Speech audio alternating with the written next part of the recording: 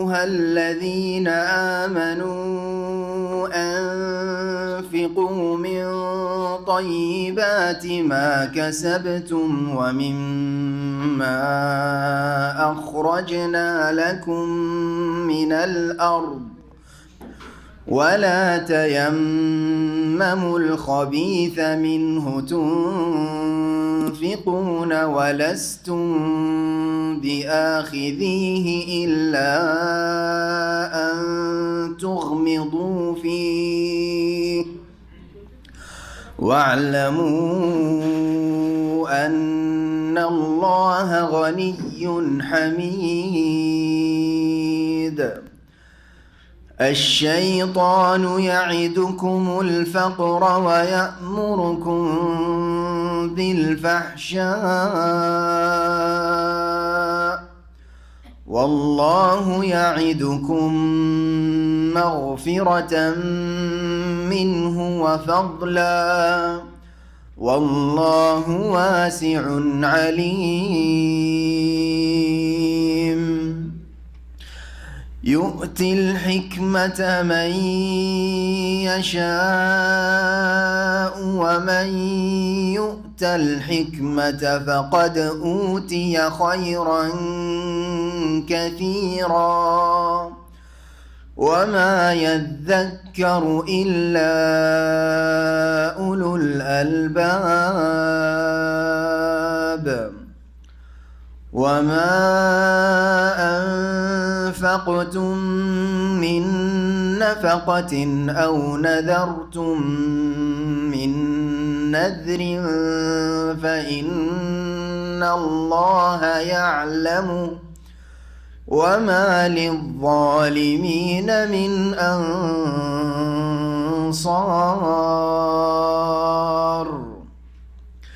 إن تبدوا الصدقات فنعما هي وإن تخفوها وتؤتوها الفقراء فهو خير لكم ويكفر عنكم من سيئاتكم والله بما تعملون خبير.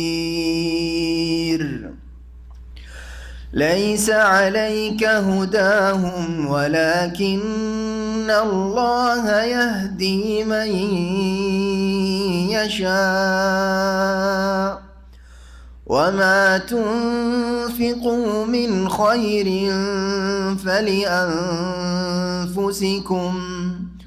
وما تنفقون إلا ابتغاء وجه الله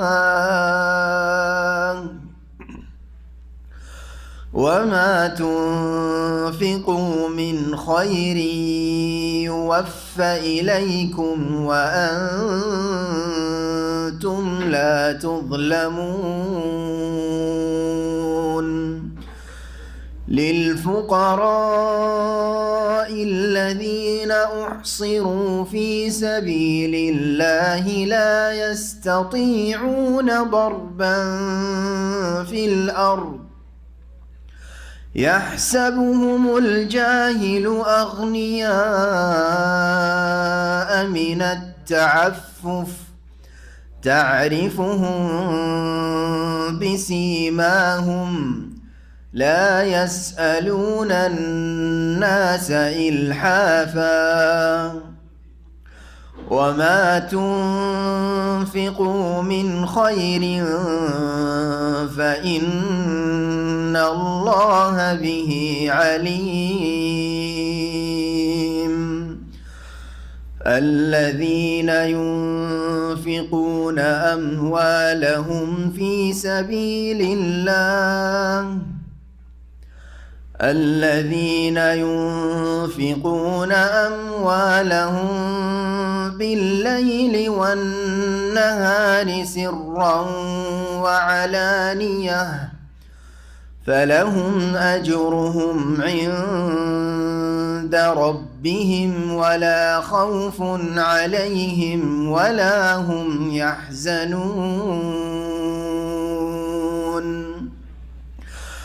الذين يأكلون الربا لا يقومون إلا كما يقوم الذي يتخبطه الشيطان من المس ذلك بأنهم قالوا إنما البيع مثل الربا وأحل الله البيع وحرم الربا فمن جاءه موعظة من ربه فانتهى فله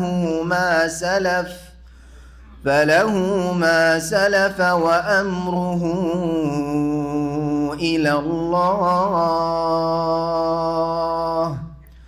ومن عاد فأولئك أصحاب النار هم فيها خالدون يمحق الله الربا ويربي الصدقات والله لا يحب كل كفار أثيم إن الذين آمنوا وعملوا الصالحات وأقاموا الصلاة وآتوا الزكاة لهم أجرهم عند ربهم ولا خوف عليهم ولا هم يحزنون يا أيها الذين آمنوا اتقوا الله وذروا ما بقي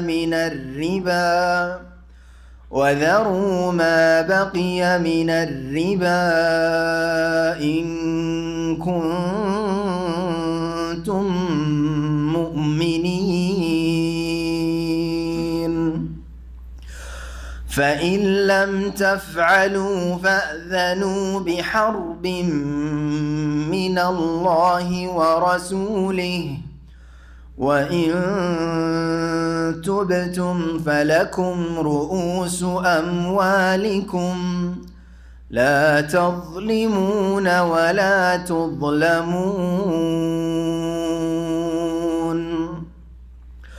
وإن كان ذو عسرة فنظرة إلى ميسرة وأن تصدقوا خير لكم إن كنتم تعلمون واتقوا يوما ترجعون فيه إلى الله ثم توفى كل نفس ما كسبت وهم لا يظلمون. عليكم ورحمة الله وبركاته. بسم الله الرحمن الرحيم الحمد لله رب العالمين والصلاة والسلام على سيد المرسلين نبينا محمد وعلى آله وصحبه أجمعين أما بعد فأعوذ بالله من الشيطان الرجيم يا أيها الذين آمنوا أنفقوا من طيبات ما كسبتم ومما أخرجنا لكم من الأرض ولا تيمموا الخبيث منه تنفقون ولستم بآخذيه إلا أن تغمزوا فيه واعلموا أن الله غني حميد. মহান আল্লাহর সমস্ত প্রশংসা যে আল্লাহ রাব্বুল আলামিন আমাদেরকে হালাল রিজিক দান করেছেন, আলহামদুলিল্লাহ। সেই মহান আল্লাহর সমস্ত প্রশংসা যে আল্লাহ রাব্বুল আলামিন হালাল রিজিক থেকেই তার সন্তুষ্টির জন্য খরচ করতে বলেছেন। হারাম রিজিক গ্রহণ করাও হারাম করেছেন, উপার্জন করা হারাম করেছেন এবং তার মাধ্যমে আল্লাহর নৈকট্য হয় না, বরং আল্লাহ থেকে আরও মানুষ দূর হয়ে যায় হারাম উপার্জন বা হারাম দিয়ে, হারাম খরচ করলে, হারাম দিয়ে সাদকা করলে, হারাম দান করলে। তাই আল্লাহ রাব্বুল আলামিন নিষেধ করেছেন। আল্লাহ রাব্বুল আলামিন আরও উৎসাহিত করেছেন হালাল রিজিকের মধ্যে যেটা উন্নত মানের, ভালো, যেটা নিজের জন্য পছন্দ করেন সেটা দান খায়রাত করার চেষ্টা করবেন, যাতে করে আপনার ইখলাস, আন্তরিকতার প্রমাণ পাওয়া যায় এবং তাতে আপনার সওয়াব, প্রতিদানও বৃদ্ধি হয়।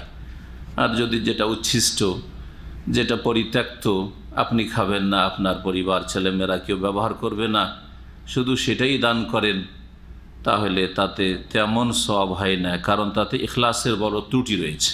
আমাদের আজকে তাফসির হবে সূরাতুল বাকারার আয়াত নম্বর 267 থেকে, পর্ব নম্বর হচ্ছে 24। ইনশাআল্লাহ তাআলা আগামী সপ্তাহে 25টি পর্বে সূরা বাকারা আমরা শেষ করব। আল্লাহ যেন তৌফিক দান করেন। এর পূর্বে আল্লাহ রাব্বুল আলামিন যে বিষয়গুলি বর্ণনা করেছেন গত আলোচনায়, যেগুলি এসছে তার মধ্যে একটি গুরুত্বপূর্ণ বিষয়, সবগুলি গুরুত্বপূর্ণ, কিন্তু যে বিষয়টি সম্পর্ক আজকের আলোচনার সাথে সেটা হচ্ছে যে মানুষের সাদকা, দান খায়রাত, আল্লাহ সন্তুষ্টির জন্য খরচ করা অনেক সময় কাজে আসে না। সাদকা করলেন, দান খায়রাত করলেন, কিন্তু কিছু নেকি পাওয়া যায় না। বিভিন্ন ক্ষেত্রে এটা হয়। তার মধ্যে একটি হচ্ছে যে যদি লোক দেখানো হয়, ইখলাসবিহীন, রিয়া, লোক দেখানো, লোককে শোনানো, খ্যাতির জন্য দুনিয়ার কোনো গরজে খরচ করা হয়, যদিও ভালো কাজে বাহ্যিক খরচ করলেন, কিন্তু কিছুই নেকি পাওয়া যায় না। আর একটি দিক নিয়ে আলোচনা হয়েছে, সেটা হচ্ছে দান খায়রাত করার পরে বা কারো উপকার করার পরে, কাউকে কিছু সাহায্য করার পরে যদি আপনি খোটা দেন অথবা কষ্ট দেন, মাঝে মাঝেই কিছু না কিছু এমন বলছেন বা আচরণ করছেন তার সামনে অথবা তার চোখের আড়ালে, তাকে দান খেরাত করার কারণে বা সাহায্য সহযোগিতা করার জন্য সে তাতে কষ্ট পাচ্ছে, আর স্বাভাবিক কষ্ট সকলেই পাবে। এইরকম যদি আচরণ করেন তাহলে মান আল আজা ওয়াল আজা, এহসান জিতলানো, খোটা দেওয়া অথবা দান খেরাত করে উপকার করে কষ্ট দেওয়া, এতে মানুষের নেকি নষ্ট হয়ে যায়, দান করেও কিছু পাওয়া যায় না। এইরকমই একটা ক্ষেত্র আছে যাতে আপনি দান তো করলেন, কিন্তু যেটা নিজের জন্য পছন্দ করেন সেটা দান করছেন না। একেবারে যেটা আমার কোনো কাজে লাগবে না, যে খাবারটা হয়তো এখন বাসি সরে যাচ্ছে, সেটাই শুধু ফকির মিসকিনকে দান করছেন, অথচ আপনি সেটা নিজে খাবেন না, নিজের ছেলে মেয়েকে খাওয়াবেন না। কাপড় চোপড়ে শুধুমাত্র সেটাই দান করছেন, যেটা একেবারে অচল, এখন আমার ছেলে মেয়েদের কোনো কাজে লাগবে না সেটা। এটা কিন্তু আজকালকার অধিকাংশ মানুষের চরিত্র। তাজা খাবার গরিব মিসকিনকে দিতে রাজি না। জি হ্যাঁ, একেবারে যেটা দিয়ে আমার কোনো লাভ হবে না সেটা দান করবেন আপনি, এতেও নেকি পাওয়া যায় না। আর কিছু পেলেও সামান্যতম, তাতে তেমন কোনো নেকি হয় না। লান তানালুল বিররা হাত্তা তুনফিকু মিম্মা তুহিব্বুন, চতুর্থ পারার প্রথম আয়াত এটি। তোমরা নেকিতে পৌঁছিতে পারবে না, নেকি প্রাপ্ত হবে না, হাত্তা তুনফিকু মা তুহিব্বুন, যতক্ষণ পর্যন্ত যা তোমরা ভালোবাসো তা খরচ না করবে। যেটা নিজের জন্য ভালোবাসছেন সেটা খরচ করার চেষ্টা করতে হবে। ঠিক আছে, আপনি পুরাতন কাপড়ও দেন, নিষেধ করছেন না, আপনি ঠান্ডা খাবারও দেন, কিন্তু মাঝে মধ্যে গরমও দেন আর নতুনও দেন। জি হ্যাঁ, কিছু টাকা পয়সাও তাদের দেন, তারাও ঈদে সুখের সময়, খুশির সময় তারাও কিছু নতুন কাপড় চোপড় নিতে পারে। শুধু শুধু পুরা ঈদের আগে কাপড় দান করছেন আপনি, পুরনো ফাটা কাপড়, সেকেন্ড হ্যান্ড কাপড়, আর আপনার ছেলেরা যখন তখন নতুন কাপড়, অভাব নেই। এটাতে নাকি পাওয়া যাবে? কোন ইখলাস আছে? তো পুরাতনের সাথে অথবা বাসি খাবারের সাথে যদি আপনি তাজা খাবারও দেন আর নতুন কাপড় দেন, নতুন কাপড় কেনার জন্য পয়সাও দেন, তাহলে অবশ্যই দুটোরই নেকি পাবেন, কারণ এতে আপনার ইখলাস আছে যে আমি সব রকমই দিতে পারি। এইরকমই ফলমূলের ক্ষেত্রে, যেগুলো এখন আম পচে যাচ্ছে, খেজুর একেবারে নিম্নমানের, পোকা ধরে গেছে, তখন দান করা শুরু। খেজুর ভরে রেখেছেন ঘরে, দিচ্ছেন না, আর তারপর দেখেছে আরে অনেক পুরাতন হয়ে গেছে, একেবারে কালো হয়ে গেছে, এখন দিয়ে এগুলো কোনো নাকি পাবেন না আপনি। এগুলো যেহেতু আর খাওয়া যাবে না, এগুলো তিতা হয়ে গেছে অথবা এগুলো খারাপ হয়ে গেছে, তখন আপনি দিচ্ছেন না, নেকি পাবেন না। এইরকমই নেকি পাবেন না। আরেকটি ক্ষেত্র না বললে অসম্পূর্ণ থাকবে, সেটা হচ্ছে যদি হারাম উপার্জন, আপনার সুদের টাকা, ঘুষের টাকা, আপনার হুক্কার দোকানের ইনকাম, আপনার বিড়ি সিগারেটের ইনকাম, আপনার গাঁজার হিরোইনের ইনকাম, এইরকমই আপনার হারাম ব্যবসা বাণিজ্যের ইনকাম, আর আপনি সবের কাজে, মসজিদে, মাদ্রাসায়, এতিমখানায় আর দিনের দাওয়াতে খরচ করছেন বড়ই সবের আশায়। না না না, হারাম দিয়ে আল্লাহর সান্নিধ্য লাভ হয় না। হারাম পয়সা বা হারাম উপার্জন দিয়ে আপনি নেকির কাজ করবেন, এতে নেকি পাওয়া যাবে না। মহান আল্লাহ ইরশাদ করছেন, ইয়া আইয়ুহাল্লাযীনা আমানু, হে ঈমানদার লোকেরা, হে বিশ্বাসী মানুষরা, আনফিকু মিন তাইয়্যিবাতি মা কাসাবতুম, তোমরা যা কিছু উপার্জন করো তা থেকে যা উত্তম বা তোমাদের উত্তম পবিত্র হালাল উপার্জন থেকে তোমরা ব্যয় করো, খরচ করো। আনফিকু, তোমরা ব্যয় করো, মিন তাইয়্যিবাতি মা কাসাবতুম, তোমাদের হালাল পাক পবিত্র উপার্জন থেকে খরচ করো। তাইয়্যিব মানে হচ্ছে হালাল, হারামের বিপরীত। এটা একটা বোঝা গেল এই আয়াতে, যে মশালাটি শেষখানে বললাম যে হারাম দিয়ে নেকির কাজ হবে না। হারাম খরচ, হারাম পয়সা বাপকে দিচ্ছেন, সুদের টাকা, ঘুষের টাকা দিচ্ছেন, চুরি করা, মালিক কফিলের চুরি করা টাকা আর বাপ মাকে খরচ পাঠাচ্ছেন, কোনো নেকি পাবেন না আপনি। হারাম ব্যবসা বাণিজ্য করছেন, স্ক্রাবের ব্যবসা করছেন, চুরি করছেন, হ্যাঁ, অল্প কিছু কেনার বাকিটা চুরি করা মালকে আশ্রয় দিচ্ছেন, আর ওই টাকা দেশে পাঠাচ্ছেন, আর খুব নেকির কাজ, স্ত্রী ভরণ পোষণ দিচ্ছেন, ছেলে মেয়েদের দিচ্ছেন, আর বাপ মায়ের দিচ্ছেন, ভাই বোনের দিচ্ছেন, তাতে কোনো নেকি পাবেন না। তাইয়্যিবাত না, এগুলি হচ্ছে খাওয়াইজ, হারাম। এটা একটা দিক। আর একটি দিক হচ্ছে তাইয়্যিবাতের, যে সেটা যেন উত্তম হয়, হ্যাঁ, অনুত্তম না হয়, নিকৃষ্ট না হয়, অর্থাৎ একবারে নিম্নমানের না হয়, পচা সড়া না হয়, পোকা হয়ে গেছে, গন্ধ ছড়াতে যাচ্ছে, আর চলবে না, এরকম একবার নিম্নমানের কোনো খাদ্য বা পানীয় না হয়। এক্সপায়ার হতে যাচ্ছে বা এক্সপায়ার হয়ে গেছে, তখন আপনি দান করছেন, আরে 1 মাস 2 মাস আগে দান করতে পারেননি আপনি, কিছুদিন আগে সেটা দান খেতে করতে পারেননি আপনি। আনফিকু মিন তাইয়্যিবাতি মা কাসাবতুম, তোমাদের পাক পবিত্র হালাল উত্তম উপার্জন থেকে খরচ করো। ওয়া মিম্মা আখরাজনা লাকুম মিনাল আরদ, আর ভূমি থেকে, জমিন থেকে যা তোমাদের জন্য আমি উদ্গত করি, উৎপন্ন করি, জমি থেকে যেসব ফসল আদি, ফসল ফল মূল উৎপন্ন হয়, সেগুলি থেকে খরচ করো। যার বাগান আছে বাগানের ফলমূল খরচ করো, যার চাষের জমি আছে সেই জমি থেকে যে সব ফসল উৎপন্ন আসে সেগুলো থেকে খরচ করো। অমিম্মা আখরাজনা লাকুম মিনাল আরদ, এই খরচটা নফল হতে পারে, আবার ফরজ হতে পারে। জমি থেকে যা উৎপন্ন হচ্ছে সেটা নফল, মানে সাদকা খেরাত। গ্রামের যাদের বাগান নেই তাদেরকে আপনি আপনার বাগানের ফলমূল খাবেন। আমাদের দেশে অনেকে লিচুর বাগান আছে, অনেকের আমের বাগান আছে, আর গ্রামের অনেকে আছে যাদের বাগান নেই, তাহলে ওরা তাকাচ্ছেন আর আপনার ছেলেরা খাচ্ছে আর আপনি সব বিক্রি করছেন। না না না, গ্রামে ওদেরকেও খেতে দেন। এটা কখনো কখনো নফল, হ্যাঁ, যখন হয়তো বেশি পরিমাণ দেওয়ার বিষয়, কিন্তু কমপক্ষে 1-2 করে আম বাগানে আম পাড়ছেন, লিচু পাড়ছেন, আর গ্রামের ছেলেরা এসছে, কমপক্ষে কিছুটা দেওয়া তাদের, হ্যাঁ, তাদেরকে ওতে শরিক করা, এটা জরুরি ফরজ জিনিস। বড়ই কষ্ট তাদের মনে হচ্ছে যে আমার বাপ মা গরিব, তাই আমাকে খাওয়াইতে পারছে না ফলমূল, আর এদের বাগান আছে, এরা খাচ্ছে, বিক্রি করছে। তো এটা শুধু নফল নয়, এটা ফরজ। এছাড়াও আর একটা ফরজ হচ্ছে যেটার নাম অসর, যেটার নাম কি?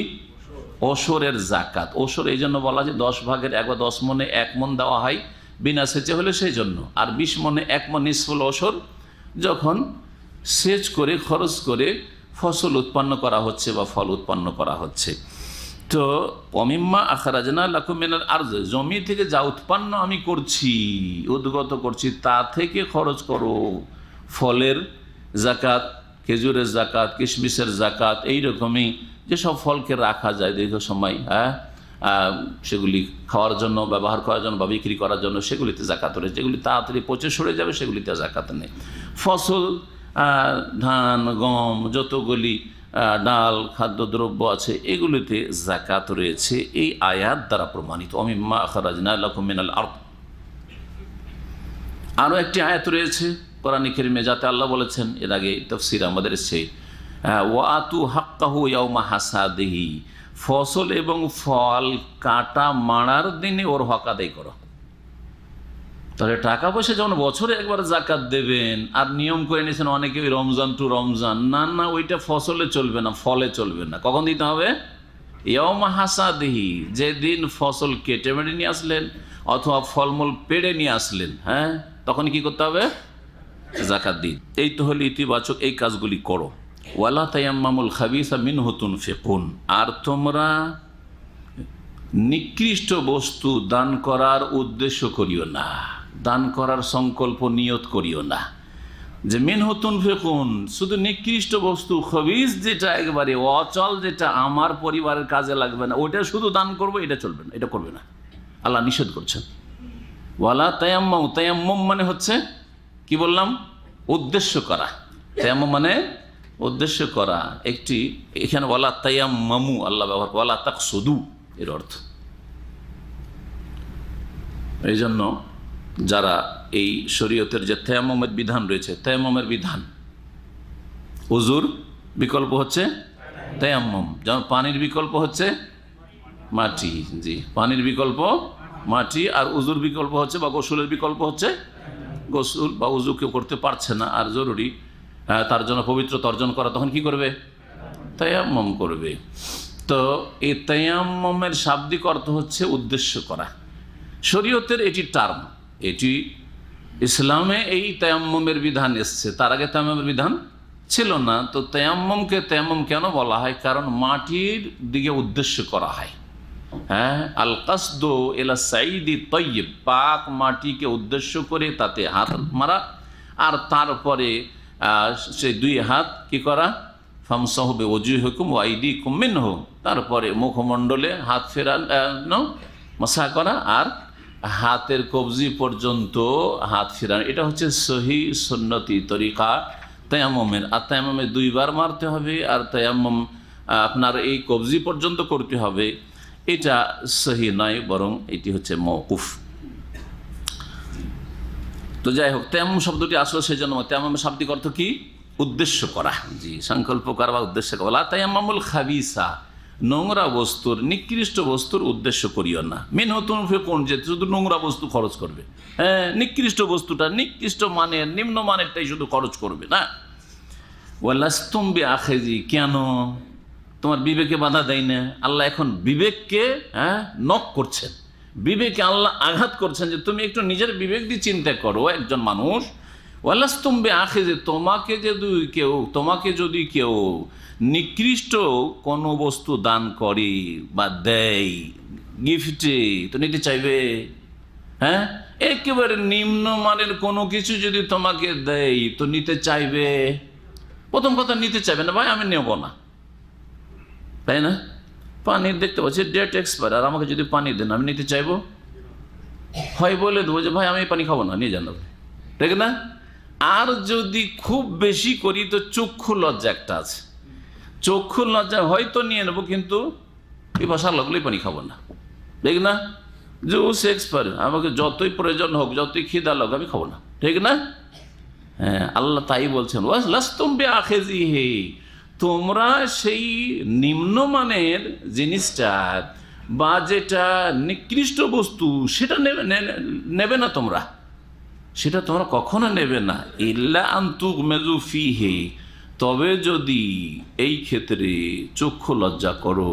হ্যাঁ, একটা তাফসীর হচ্ছে চক্ষু লজ্জা করো, উপেক্ষা করা। ইগমাদ মানে হচ্ছে কি করা? উপেক্ষা করা, উপেক্ষা করা। যা, লোকটা অপমান হয়ে যাবে যখন দিচ্ছে, নিয়ে নি।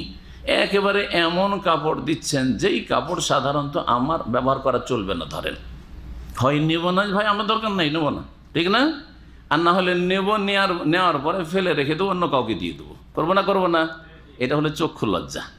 তো আল্লাহ বলছেন ওয়ালাস্তুম বিআখিযিহি, তোমরা তো এরকম নিম্ন মানের বা নিকৃষ্ট মানের কোনো কিছু নেবে না, ইল্লা আন তুগমিদু ফীহি, তবে যদি সেই ক্ষেত্রে উপেক্ষা করো বা কি করো, চক্ষু লজ্জা করো। এটা একটা তাফসীর। আর একটা হচ্ছে যে ইগমাজ মানে হচ্ছে চক্ষু বন্ধ করা। ইগমাজের অর্থ হচ্ছে চক্ষু বন্ধ করো, তবে যদি চোখ বন্ধ করে নাও তো সেটা আলাদা কথা। যখন দিচ্ছে দেখা দেখি না, ভিড় ভাড়ে সালাম দোয়া করছে, এদিক থেকে একটা কিছু ধরিয়ে দিয়ে চলে গেল, কি দিল, ঘোড়ার ডিম দিল না মুরগির ডিম দিল, কিছু দেখলাম না, তাহলে নিতে পারি, ঠিক না? তো হয়তো চোখ বন্ধ করে নিয়েছো, দেখো নি, সেটা আলাদা কথা। আল্লাহ বলছেন, তো দুটোই তাফসীর হতে পারে।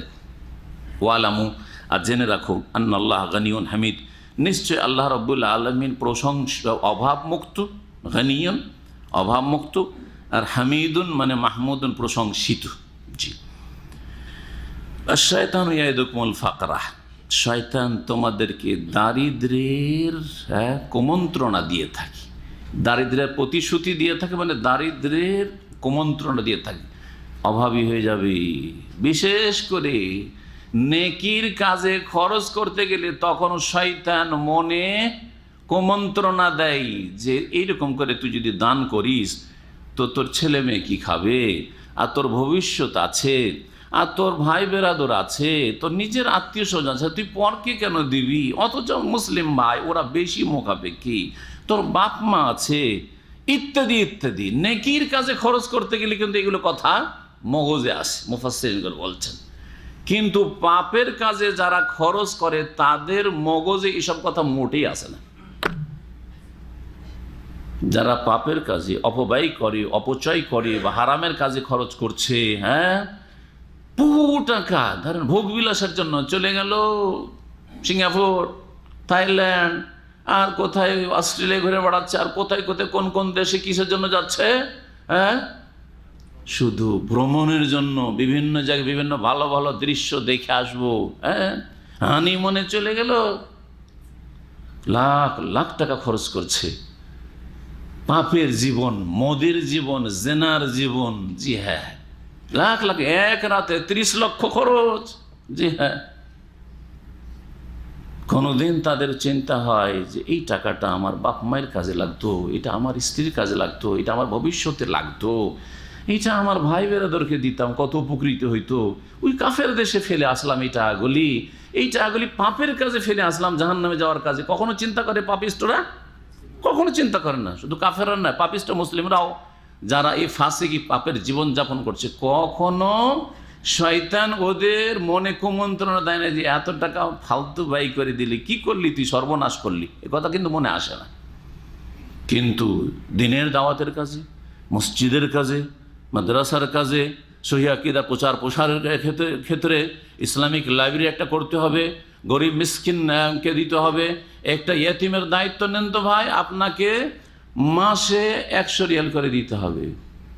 কত যে আগ বিচার চিন্তা ভাবনা শুরু হয়ে যাবে যে মাসে 100 দিয়ে দিলাম, মানে বাংলাদেশি 2200 টাকা দিয়ে দিলাম, 2200 টাকা যদি মাসে দিত, বছরে এত টাকা দিলাম, 5 বছরে এত লাখ লাখ টাকা আমার চলে গেল। শয়তান মিনিটের মধ্যে আপনার মগজে সারা জীবনের লস আর লস আর লস দেখিয়ে দিল। কথা বুঝতে পেরেছেন? আশ-শায়তানু ইয়াইদুকুমুল ফাকরা, আল্লাহ কথাই বলেছেন। শয়তান যখন নেকির কাজে খরচ করতে যাও তখন তোমাকে অভাবের, গরিব হয়ে যাওয়ার ভয় দেখায়, গরিব হয়ে যাও। এমনকি বাপ মার উপরে খরচ করতে গিয়ে, আরে আমার ছেলে মেয়ে আছে, এদেরকে মানুষ করতে প্রচুর টাকা লাগছে, এদেরকে পড়িয়ে ডাক্তার ইঞ্জিনিয়ার বানাইতে হবে, তো এই করতে হবে সেই করতে হবে। আউযুবিল্লাহ। একটা ছেলে থাকে কানাডা আমেরিকাতে, আর একটা মেয়ে থাকে, ছেলে থাকে অস্ট্রেলিয়াতে, আর বাপ মা বৃদ্ধাশ্রমে, আর বাপ মা হচ্ছে প্রফেসর। জি হ্যাঁ, জানেন না এসব ঘটনা, শোনেন না? জি, কি জন্য এরকমটা হইল? কত টাকা লাগে বাপ মাকে খাওয়া খরচ দিতে? আশ-শায়তানু ইয়াইদুকুমুল ফাকরা, শয়তান এদেরকে গ্রাস করে ফেলেছে যে বাপ মাকে দিলে তোর ছেলে মেয়ে কি করে মানুষ করবি তুই, হ্যাঁ, তোর ভবিষ্যৎ আছে। আল্লাহ যেন আমাদের হেদায়েত উপরে কায়েম রাখেন, আর মুসলিম সমাজের পথভ্রষ্ট যারা গোমরাহ কৃপণ, আল্লাহ তাদেরকে যেন হেদায়েত দান করেন। শয়তান তাহলে গরিবের ভয় দেখায়, ইয়াইদুকুমুল ফাকর, ওয়ায়ামুরুকুম বিল ফাহশা, এবং শয়তান তোমাদেরকে কৃপণতার, অশ্লীলতার, নির্লজ্জতার নির্দেশ দিয়ে থাকি বা প্ররোচিত করে থাকে। নির্দেশ দেওয়া, সরাসরি হুকুম দেওয়াকে আমরা আমরও বলি। আমর অনেক সময় আত্মগোপন করে হয়। শয়তান সামনাসামনি এসে বলে না যে তুমি অশ্লীল কাজ করো, কুকাজ করো। শয়তান সামনাসামনি জিন শয়তান আসে না, বরং আল্লাহ সূরা নাসে কি বলেছেন, মিন শাররিল ওয়াসওয়াস আল খান্নাস, মানে আত্মগোপন করে থাকে, সবসময় লুকিয়ে থাকে, চোখের আড়ালে থাকে। জীবনে কোনোদিন শয়তানকে দেখেনি, কিন্তু শয়তানকে সব সুযোগ দিয়েছে, শয়তানের সব কথাই মানে, কিন্তু জীবনও শয়তান দেখতে পাবে না, কারণ খান্নাস আত্মগোপনকারী। কুমন্ত্রণা দিয়ে থাকে, প্ররোচিত করে থাকে পাপের জন্য, আর ন্যায়ের কাজে, নেকির কাজে বাধা সৃষ্টি করে থাকে, কিন্তু আত্মগোপন করে থাকে। আল্লাহ বলছেন শয়তান ভয় দেখায় অভাবের। ওয়ায়ামুরুকুম বিল ফাহশা, আর ফাহশার একটি তাফসীর আম কথা, সেটা হচ্ছে কি অশ্লীল কথা কাজ বা নির্লজ্জতার কাজ। আর একটি তাফসীর হচ্ছে খাস তাফসীর এখানে, কারণ অভাবের পাশাপাশি বর্ণনা করা হয়েছে। অভাব খরচ করলে, তাই না, তাহলে অভাব হবে না। যেই ব্যক্তি মনে করছে যে আমি যদি এই ভালো কাজগুলিতে, নেকির কাজে খরচ করি তো আমার অভাব হয়ে যাবে, ভবিষ্যৎ আছে, তাকে শয়তান প্ররোচনা দেয় কিসের জন্য? বখিলির জন্য, কৃপণতার জন্য। এই জন্য মুফাসসিরিনগণ বলেছেন যে কোরআনে কারিমে ফাহেসা শব্দটি বখিলির অর্থে, কৃপণতার অর্থে এখানে ব্যবহৃত হয়েছে। এই তাফসীরটা হচ্ছে 1 নম্বর তাফসীর, প্রথম রাখতে হবে। তারপরে অশ্লীলতা মানে যে কোনো অশ্লীল কাজের জন্য শয়তান প্ররোচিত করে, এই দ্বিতীয় তাফসীর করবেন। তাহলে এখানে আমরা কি তাফসীর বলবো? প্রথম, ওয়ায়ামুরুকুম বিল ফাহশা, শয়তান তোমাদেরকে কৃপণতার জন্য প্ররোচিত করে, যে কৃপণতা করো, বখিলি করো, দিতে হবে না, এতটা খরচ করে লাভটা কি সব কাজে, হ্যাঁ তোমার কিছু নাই, ভবিষ্যৎ নাই, ইত্যাদি ইত্যাদি। বখিলি করার জন্য প্ররোচিত করে শয়তান, কুমন্ত্রণা দিয়ে থাকে। দ্বিতীয় তাফসীর, শয়তান নেকির কাজে শুধু চোখের সামনে অভাব এনে দেয়, তো নেকির কাজে খরচ করবি, নেকি তো আর বলে না, বলি এই সব কাজে যখনই নেকির ক্ষেত্র আসে তখন এইভাবে শয়তান কুমন্ত্রণা দেয় যে তুই এই সব কাজে খরচ করবি, অভাবী হয়ে যাবে।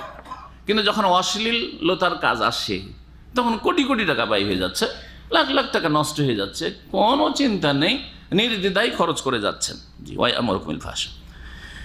যারা শয়তানকে সুযোগ দেয়, বা যাদের লাইফটা, ও তো বুঝছে না যে আমি শয়তানকে সুযোগ দিচ্ছি, কিন্তু নিজের লাইফটা তো বুঝে, আমার লাইফ স্টাইলটা কেমন। যদি দেখা যায় যে আমি নেকির কাজে খরচ করলে আমার বুকটা যেন চেপে ধরে নিচ্ছে, হ্যাঁ, টাইট জামা কাপড়ের মতো নবী করিম সাল্লাল্লাহু আলাইহি ওয়াসাল্লাম বলেছেন, হ্যাঁ। আর যখন পাপের কাজে খরচ করি তো হাজার হাজার টাকা খরচ করে দিচ্ছি। বন্ধু বান্ধব নিয়ে গিয়ে ডেইলি সকালবেলা 10-20 রিয়াল ফুটিয়ে দিল, হ্যাঁ, কোনো ব্যাপার না, 25-50 তার বেশি ফুটিয়ে দিচ্ছে, একটুও তখন কৃপণতা আসে না। যদিও এগুলি জায়েজ কাজ, কিন্তু তার চাইতে বড় গুরুত্বপূর্ণ কাজ হচ্ছে ফরজ কাজ, সুন্নত কাজ, মুস্তাহাব কাজ, আল্লাহর দিনের খেদমতে আপনার এই ধন সম্পদের নিয়ামতকে ব্যয় করা।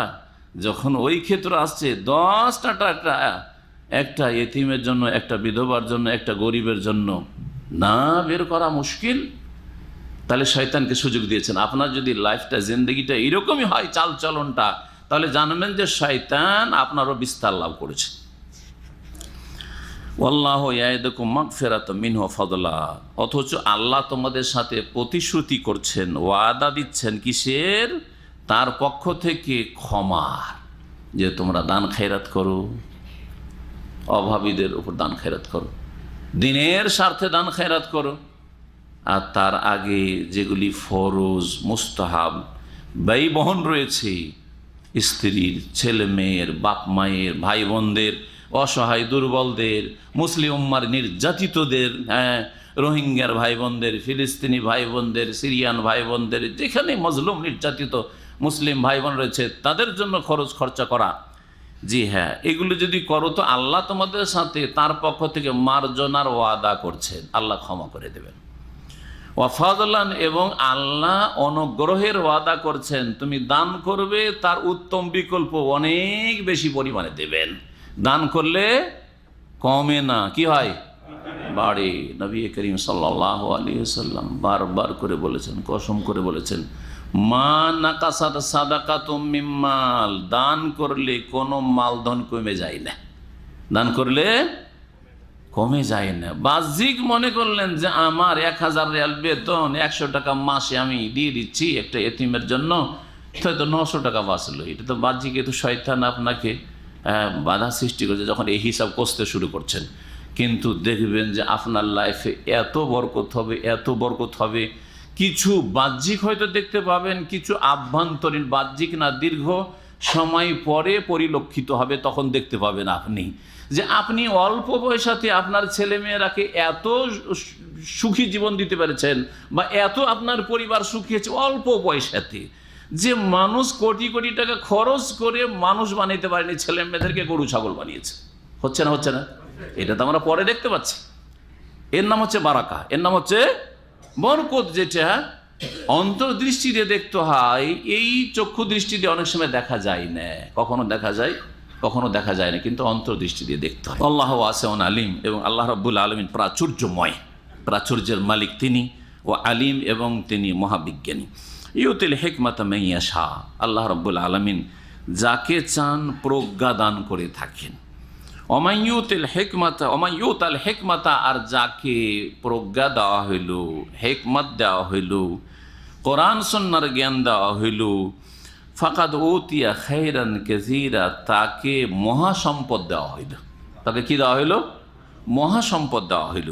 ওমা ইয়াযাক্কারু ইল্লা উলুল আলবাব, আর জ্ঞানীরা ছাড়া কেউ ভালো উপদেশ নিতে পারে না।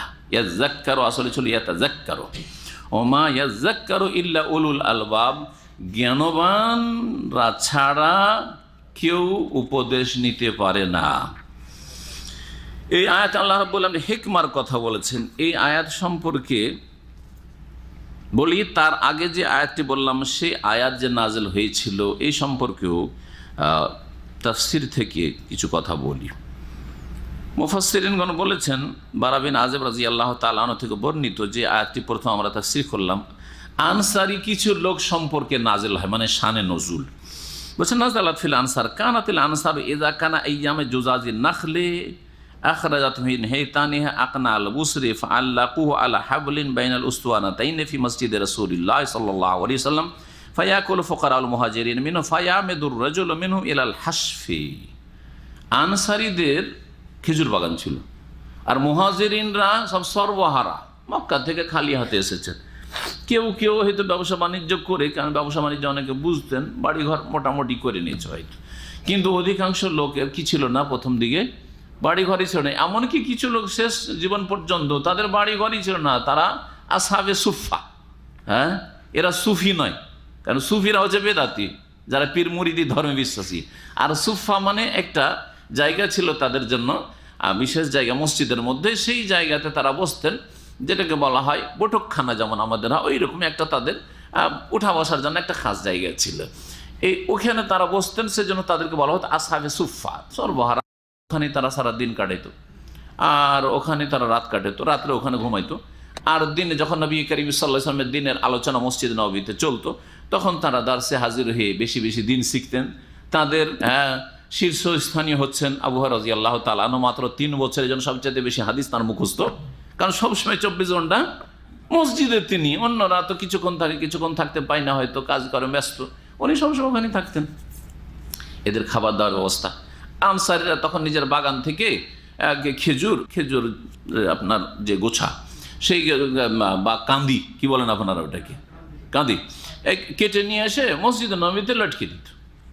যার যখন দরকার ওখান থেকে খেজুর পড়ে খেয়ে নিবে, আর পানি টানির ব্যবস্থা হয়তো হচ্ছে, একটু পানি খেয়ে নিবে। এই খেজুর খেয়েই দিনের পর দিন পার হয়ে যেত, মাস পার হয়ে যেত, বছর পার হয়ে যেত। এই ছিল তাদের জীবন। কিছু লোকেরা ওর মধ্যে দেখতো যে বাগানের যেগুলো একেবারে নিম্নমানের খেজুর, যেই খেজুরগুলো বাজারে বিক্রি করলে পয়সা হবে না বেশি, আর বাড়িতে ছেলেমেয়েরা খাবে না, ওই খেজুরগুলো নিয়ে এসে লটকে দিত। আল্লাহ বললেন না, এটা চলবে না, এটা করিও না, ভালোটাই দান করার চেষ্টা করো। হ্যাঁ, আর শুধু শুধু ওই নিম্নমানেরটা না, কিছু নিম্নমানের আছে, কিছু ভালো আছে, তাহলে সেটা আলাদা কথা, যেমন বললাম একটু আগে। তাই বলছেন যে ফোকারায়ে মুহাজিরিনদের জন্য তারা রশি দিয়ে লটকে দিত ওই খেজুরের কাঁদিগুলোকে। খেজুর খেতে থাকতেন সাহাবাই কেরাম, যারা আসহাবে সুফার ছিলেন বা গরিব মানুষ ছিলেন মসজিদে নববীতে। ওর মধ্যে কিছু লোকেরা ফায়ামেদুর রাজুল মিনহুম ইলাল হাসফি, একেবারে নিম্নমানের খেজুর যেগুলোতে হয়তো পোকা হয়ে গেছে সেগুলো এনে দিত। ফায়ুদখিলু ফি আখনাইল বুসরে, ভালো খেজুরের মধ্যে ঢুকিয়ে দিত। কেজন্য আন্না জালিকা জায়েজ, প্রথম দিকে ওরা মনে করতো যে এটা জায়েজ আছে, অসুবিধা কি, একেবারে ফেলে দেওয়া নষ্ট করার চাইতে ভালো খেজুরের মধ্যে ঢুকিয়ে দিলাম। কেউ ভালো খেজুর 5টা খেলো 10টা খেলো, ওর মধ্যে এইগুলো খেজুরও খেয়ে নিল। নিয়তটা তাদের খারাপ ছিল না, কারণ সাহাবায়ে কেরাম তারা রাদিয়াল্লাহু আনহুম মনে করতেন যেটা জায়েজ আছে, ভালোটাও দিলাম, নরমটাও দিলাম, গরমটাও দিলাম। ফাআনজালাল্লাহু ফিমান ফাআলা যালিক, আল্লাহ নাজিল করে দেয় ওয়ালা তায়াম্মামুল খাবিসা মিনহু তুনফিকুনা ওয়া লাস্তুম বিআখিযিহি ইল্লা আন তুগমিযু ফিহি। জি, তোমরা নেবে, তোমাদেরকে যদি পচা সরাটা দেওয়া হয়, তোমাদেরকে যদি পোকাওয়ালা খেজুর দেওয়া হয়, তোমাদেরকে যে শুকনো খেজুর যেটা কাঁচা বা খারাপ খেজুর ওটা দেওয়া হয়, নেবে না। সুতরাং এরকমটা করিও না, আল্লাহ নিষেধ। হিকমা সম্পর্কে বলছিলাম, হিকমার তাফসির কি, এই নিয়ে নানা মত রয়েছে। হিকমার একটি তাফসির হচ্ছে যে কোরআন, কারণ সবচেয়ে বড় হিকমা হচ্ছে আল কোরআন। কোরআনে হিকমত রয়েছে, জি, কোরআনে সব রকমের হিকমত রয়েছে। হিকমা মানে ইলম, আর আসল ইলম আল কোরআনুল কারীমে রয়েছে, আল্লাহ প্রদত্ত জ্ঞান। যার কাছে কোরআনের জ্ঞান আছে তার কাছে সব কিছুর জ্ঞান আছে, সে হচ্ছে ভাগ্যবান দুনিয়া এবং আখিরাতে। এই জ্ঞান দুনিয়াতেও কাজে আসবে, আখিরাতেও কাজে আসবে, সবসময় কাজে আসবে। আর কেউ কেউ তাফসীর করেছেন হিকমা মানে সুন্নাহ, হিকমা মানে সুন্নাহ হাদিস। কারণ আল্লাহ রাব্বুল আলামিন কোন আয়াতে কোরআনে কারীমে কিতাবের সাথে হিকমা পাশাপাশি উল্লেখ করেছেন। জি, ওয়া ইউআল্লিমুহুমুল কিতাবা ওয়াল হিকমাতা, নবী সাল্লাল্লাহু আলাইহি সাল্লাম সাহাবাই কেরামদেরকে বা মুসলিমদেরকে কিতাবের জ্ঞান শিখাইতেন, আর কি শিখাইতেন? হিকমা শিখাইতেন। তো মুফাসসিরিনগণ বলছেন আল কিতাব হচ্ছে আল কোরআন, আর হিকমা হচ্ছে আর সুন্নাহ হাদিস। নবী সাল্লাল্লাহু আলাইহি ওয়াসাল্লাম শুধু কোরআন শিখাইতেন না, আর কোরআনের তাফসীর অর্থ শিখাতেন না, বরং রাসূলুল্লাহ সাল্লাল্লাহু আলাইহি ওয়াসাল্লাম হাদিস যা তিনি বলতেন, যা তিনি করতেন, যা তিনি স্বীকৃতি দিতেন, সব কিছু তাদেরকে শেখাইতেন। দুটি হচ্ছে ওহী এবং ইসলামের উৎস। ইসলাম নিতে হবে কোরআনে কারীম থেকে এবং নবী সাল্লাল্লাহু আলাইহি ওয়াসাল্লামের সুন্নাহ থেকে। আবার আব্দুল্লাহ বিন আব্বাস রাদিয়াল্লাহু তাআলা আনহুমা হিকমার তাফসীর করতে গিয়ে বলেছেন ইয়ানি আল মারিফা বিল কোরআন, কোরআনের জ্ঞানকে হিকমা বলা হয়। নাসিখ মানসুখের জ্ঞান, কোনটা মুহকাম কোনটা মুতাশাবিহের জ্ঞান, তারপরে কোনটা আগে নাজল হয়েছে কোনটা পরে নাজল হয়েছে, কোনটা হালাল কোনটা হারাম, হালাল হারাম বিধিবিধান। তাহলে বোঝা গেল যে উনি শুধু কোরআনের সাথেই সীমিত রাখলেন না, শরীয়তের বিধিবিধানে হালাল হারাম জায়েজ না জায়েজ, তৌহিদ সুন্নাহ, তারপরে শিরক বিদআত, এই সমস্ত জ্ঞানগুলি হচ্ছে কি হিকমা। তাহলে কাউকে দুনিয়ার জ্ঞান দিয়ে আল্লাহ কিছু নিয়ামত দিয়েছেন, ধন্য করেছেন, আর কাউকে দ্বীনের জ্ঞান দিয়েছেন, কোরআন সুন্নাহর জ্ঞান দিয়েছেন। কাকে আল্লাহ খায়রান কাসীরা দিয়েছেন? যাকে আল্লাহ কোরআন সুন্নাহর জ্ঞান দিয়েছেন, ইলমে দ্বীন দান করেছেন। ওয়া ইউতাল হিকমাতা ফাকাদ উতিয়া খায়রান কাসীরা। এই জন্য প্রিয় নবী মুহাম্মদ রাসূলুল্লাহ সাল্লাল্লাহু আলাইহি ওয়াসাল্লামের একটি হাদিস আব্দুল্লাহ বিন মাসউদ রাদিয়াল্লাহু তাআলা আনহু বর্ণিত রয়েছে, সহিহ হাদিস। বলছেন সামিআতু রাসূলুল্লাহ সাল্লাল্লাহু আলাইহি ওয়াসাল্লাম, আমি রাসূলুল্লাহ সাল্লাল্লাহু আলাইহি ওয়াসাল্লামকে বলতে শুনেছি। বলছেন লা হাসাদা ইল্লা ফি ইসনাতাইন, দুটি বিষয় ছাড়া অন্য কোনো ক্ষেত্রে হিংসা করা জায়েজ নয়। দুটি বিষয় তাহলে হিংসা করা জায়েজ, কিন্তু হিংসার যেটা আসল সংজ্ঞা সেই অর্থে হিংসা না। এই হিংসা হচ্ছে অন্যরকম হিংসা, যে যাকে আল্লাহ দিয়েছেন তার মতো চাওয়া, তারটা নষ্ট হয়ে যাক এটা না চাওয়া। কি বুঝলেন? হিংসা যেটা হারাম, সব ক্ষেত্রে হারাম। এলেমের হিংসা করা হারাম, আর পয়সার হিংসা করাও হারাম। বোঝা গেছে? কেউ বড় আলেম হয়েছে তার হিংসা করাও হারাম, আর কেউ দুনিয়ার বড় কিছু হয়েছে নেতা হয়েছে তারও হিংসা করা হারাম। বুঝছেন না? এই হিংসার সংজ্ঞা হচ্ছে তামান্নিউ জাওয়ালিন নেমাতে আন সাইবিহি, যাকে আল্লাহ এই নিয়ামত দিয়েছেন তার নিয়ামতটা ধ্বংস হয়ে যাক এটা আকাঙ্ক্ষা করা, ওয়াতালাবুন মিসলাহু, এবং সেই রকম নিজের জন্য তলব করা। আমাকে আল্লাহ দেয়নি, ওকে কেন দিল? বিদেশ থেকে যখন টাকা পয়সা নিয়ে আপনারা যান তখন পাশের যারা আসতে পারেন না, অধিকাংশ কিন্তু হিংসুক, ইল্লা মান রাহিমাল্লাহ। আরে বেটা কত টাকা নিয়ে আসে আর কত কি করছে, হ্যাঁ মরে না কেন, হ্যাঁ মরলে খুশিও। হারাম হারাম সমস্ত আমল ধ্বংস করে দিবে, সমস্ত আমল ধ্বংস করে দিবে। আরে ইয়ে কেন ফার্স্ট হয়ে গেল, স্কুলে যারা পড়াশোনা করে বা মাদ্রাসা পড়াশোনা করে হিংসা চলে সাথী সঙ্গীদের মধ্যে, ও কেন ফার্স্ট হলো, ও নিচে নামুক আমি ওপরে উঠবো, এটা হারাম, সর্বদা হারাম। জায়েজ কোনটা, যেটাকে এখানে হাসাদ বলা হয়েছে, কিন্তু হাসাদ না, এটা হচ্ছে গিবতা। এটাকে আরবিতে কি বলা হয়, আল গিবতা। হাসাদ হারাম, হিংসা সবসময় হারাম। ইয়াকুল হাসানাত, নেকিকে খেয়ে ফেলে ভক্ষণ করে। কামা তাকুল নারুল হাতাব, যেমন আগুন যদি লাকড়ি কাঠিতে লাগিয়ে জ্বালিয়ে একেবারে ছাই বানিয়ে দেয়, ওই রকম আমল সমস্ত ধ্বংস করে দিবে। যার পেটে হিংসা আছে, যার অন্তরে হিংসা আছে, তো হিংসুকের নেকি থাকে না, ধ্বংস হয়ে যায়। তবে গিবতা মানে ঈর্ষা করা, হিংসার অর্থে না, সেটা হচ্ছে ওর মতো চাওয়া কিন্তু ওরটাও থাক। একজনকে আল্লাহ খুব দিয়েছেন, এলেম দিয়েছেন, পয়সা দিয়েছেন, নেতৃত্ব দিয়েছেন, আল্লাহ আমাকেও যদি দিত, ওকে যেমন আল্লাহ নেতা বানিয়েছেন, আমাকেও যদি নেতা বানাইতো, তাহলে ইসলামী দণ্ডবিধানের বাস্তবায়ন করতাম, শিরকের মূলোৎপাটন করতাম, তৌহিদ প্রতিষ্ঠা করতাম, তৌহিদ দিয়ে শুরু করতাম। আকাঙ্ক্ষা ভালো না মন্দ? ভালো, সবের কাজ। কিন্তু ওর রাজত্বের পতন চায় না, ওর আছে থাক, কিন্তু আল্লাহ যেন আমাকে দেয়। জায়েজ কিনা? আপনি আলেম হতে চাইছেন বড় কোনো আলেমের মতো, কিন্তু সে জাহেল হয়ে যাক বা সে মরে যাক আর আপনি বেঁচে থাকেন, এটা হারাম। কিন্তু সেও বড় আলেম হয়েছে, আল্লাহ আমাকে ওর চাইতে বড় আলেম করো বা ওর মতো করো, আমি এই করব। জায়েজ কিনা? নেক নিয়ত সব আছে। আল্লাহ ওকে অনেক পয়সা দিয়েছো, আমাকেও যদি পয়সা দিতে, ওই পয়সা দিয়ে অনেক নেকির কাজ করে, আমিও ওর চাইতে কম করতাম না, বেশি করতাম। জায়েজ কিনা? বরং সবের কাজ। এই কথাই বলা হয়েছে লা হাসাদ ইল্লা ফি সিনাদ, দুটো কাজে ঈর্ষা মানে গিবতা, গিবতা কর। হাসাদ মাহমুদ প্রশংসিত হিংসা, আর বাকিগুলো হচ্ছে নিন্দিত মজমুম। রাজুলুন আতাহুল্লাহু মালান, একজন মানুষকে আল্লাহ ধন সম্পদ দিয়েছেন, ফাসাল্লাতাহু আলা হালাকাতিহি ফিল হক, সে হকের কাজে খরচ করে, নেকির কাজে খরচ করে। আপনিও আকাঙ্ক্ষা করেন আল্লাহ আমাকে ওর চাইতে বেশি ধন দাও, আমি নেকির কাজে ওর চাইতে বেশি খরচ করব। জায়েজ কিনা? কিন্তু ওরটাও থাক। যদি বলেন যে ওকে কেন আল্লাহ দিয়েছো, আমাকে দাও, তাহলে হারাম। ওয়ারাজুলুন আতাহুল্লাহুল হিকমাতা, আর আরেকজন লোককে আল্লাহ হিকমা দিয়েছেন, মানে প্রজ্ঞা দিয়েছেন, কোরআন সুন্নাহর জ্ঞান দিয়েছেন, ভালো দিনের আলেম করেছেন, ভালো দিনের দায়ী করেছেন। আরে ওকে কেন, ও কেন আগে বাড়বে, আমি আগে বাড়বো না, না না, এটা হারাম। কিন্তু আল্লাহ ওকেও দিয়েছেন, আল্লাহ আমাকেও তুমি দাও, ওর চাইতে বেশি দাও বা ওর মতো দাও, অসুবিধা আছে? কোনো অসুবিধা নেই। ওরও থাকলো, ও করছে আপনিও করেন, খুব বেশি করেন, এটা হচ্ছে সওয়াবের কথা। বলছেন কাউকে যদি আল্লাহ হিকমত দান করেন, মানে ইলম দান করেন, বিশেষ করে কোরআন সুন্নাহর জ্ঞান, তাওহীদ সুন্নাতের জ্ঞান, ফাহুয়া ইয়াকুযি বিহা, তা দিয়ে সে বিচার করে বা সিদ্ধান্ত দিয়ে থাকে, ফতোয়া দিয়ে থাকে, মানুষকে শিখিয়ে থাকে। ওয়া ইউআল্লিমুহা, আর তার তালিম দিয়ে থাকে, শিখিয়ে থাকে। ভালো কেউ কোরআনের হাফেজ, কোরআনের আলেম, সে মানুষকে কোরআন শিখাচ্ছে, হাদিস শিখাচ্ছে, তাওহীদ সুন্নাহ শিখাচ্ছে, আপনিও আকাঙ্ক্ষা করছেন আল্লাহ আমাকে দাও, আমিও শিখাবো, তারটাও থাক আমারটাও থাক। এই ঈর্ষা বা গিবতা প্রশংসিত। জি, এই হাদিস সহিহ বুখারীতে রয়েছে, মুসলিমে রয়েছে, নাসাই ইবনে মাজাতে রয়েছে। এখন আসি আমরা তারপরে, আল্লাহ বলছেন ওমা আনফাকতুম মিন নাফাকাতিন, তোমরা যা কিছু ব্যয় করো না কেন, আর নাজারতুম মিন নাজরিন, অথবা যা কিছু মান্যত করো না কেন। তাহলে এখানে দুটো বিষয় আল্লাহ উল্লেখ করলেন। একটা হচ্ছে খরচা করা, খরচ করাটা কোথায় হইতে হবে? একটা খরচ করা বললাম যে জাকাত, ঠিক আছে, ফরজ খরচ।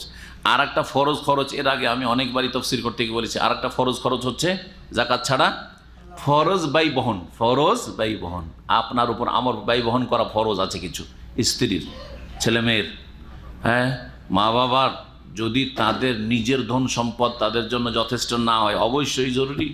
বা ভাই বোন সেগুলি আছে, নাবালক, এখনও স্বাবলম্বী হয়নি, ভাইয়েরা কাজের যোগ্য হয়নি, বোনদেরকে বিয়ে দিয়ে স্বামীর ঘরে এখনও পাঠাইতে পারিনি, তাহলে আমার উপর আপনার উপর ফরজে আছে। বুঝতে পারছেন না? এগুলো হচ্ছে নাফাকাত ওয়াজিবা, ফরজ ব্যয় বহন। আর তারপরে বাকিগুলি হচ্ছে সুন্নত ব্যয় বহন। ফরজ ব্যয় বহন এছাড়াও হইতে পারে, আপনার ফুফু আছে, কেউ দেখাশোনার নাই, বিধবা, আপনার খালা আছে, কেউ দেখাশোনার, আপনি হচ্ছেন সবচেয়ে কাছের লোক, হ্যাঁ, আপনার দাদি আছে, দাদির মা আছে, নানি আছে, ফরজ না? না নানিকে জাকাত দেবেন, দাদিকে জাকাত দেবেন, হারাম জাকাত দেওয়া। আপনাকে আপনার পেট কেটে খাওয়াইতে হবে তাদেরকে। জি, এগুলি ফরজ।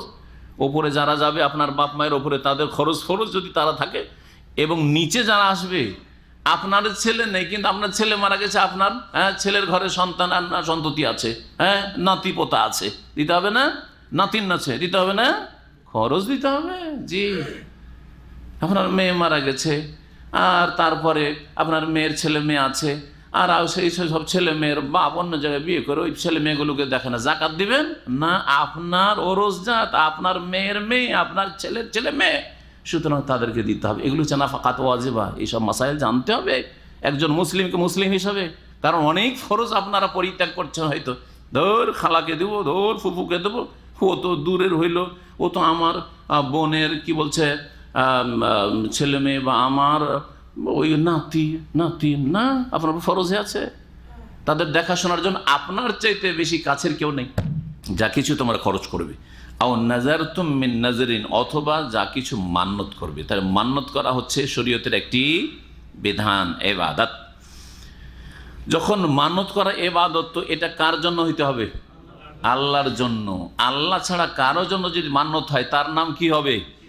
শিরক হবে। সুতরাং কেউ যদি মান্যত করে যে আমি যদি বিদেশে চলে যাই, বা আমার ছেলেটা যদি মেডিকেলে চান্স পেয়ে যায়, পরীক্ষায় পাশ করে নেয়, তাহলে আমি শাহজালাল মাজারে 18 কি করব?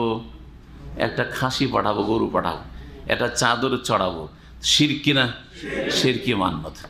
শিরকি মান্যত বুঝলেন এখন? তাহলে এইভাবে বেদাতি মান্যত।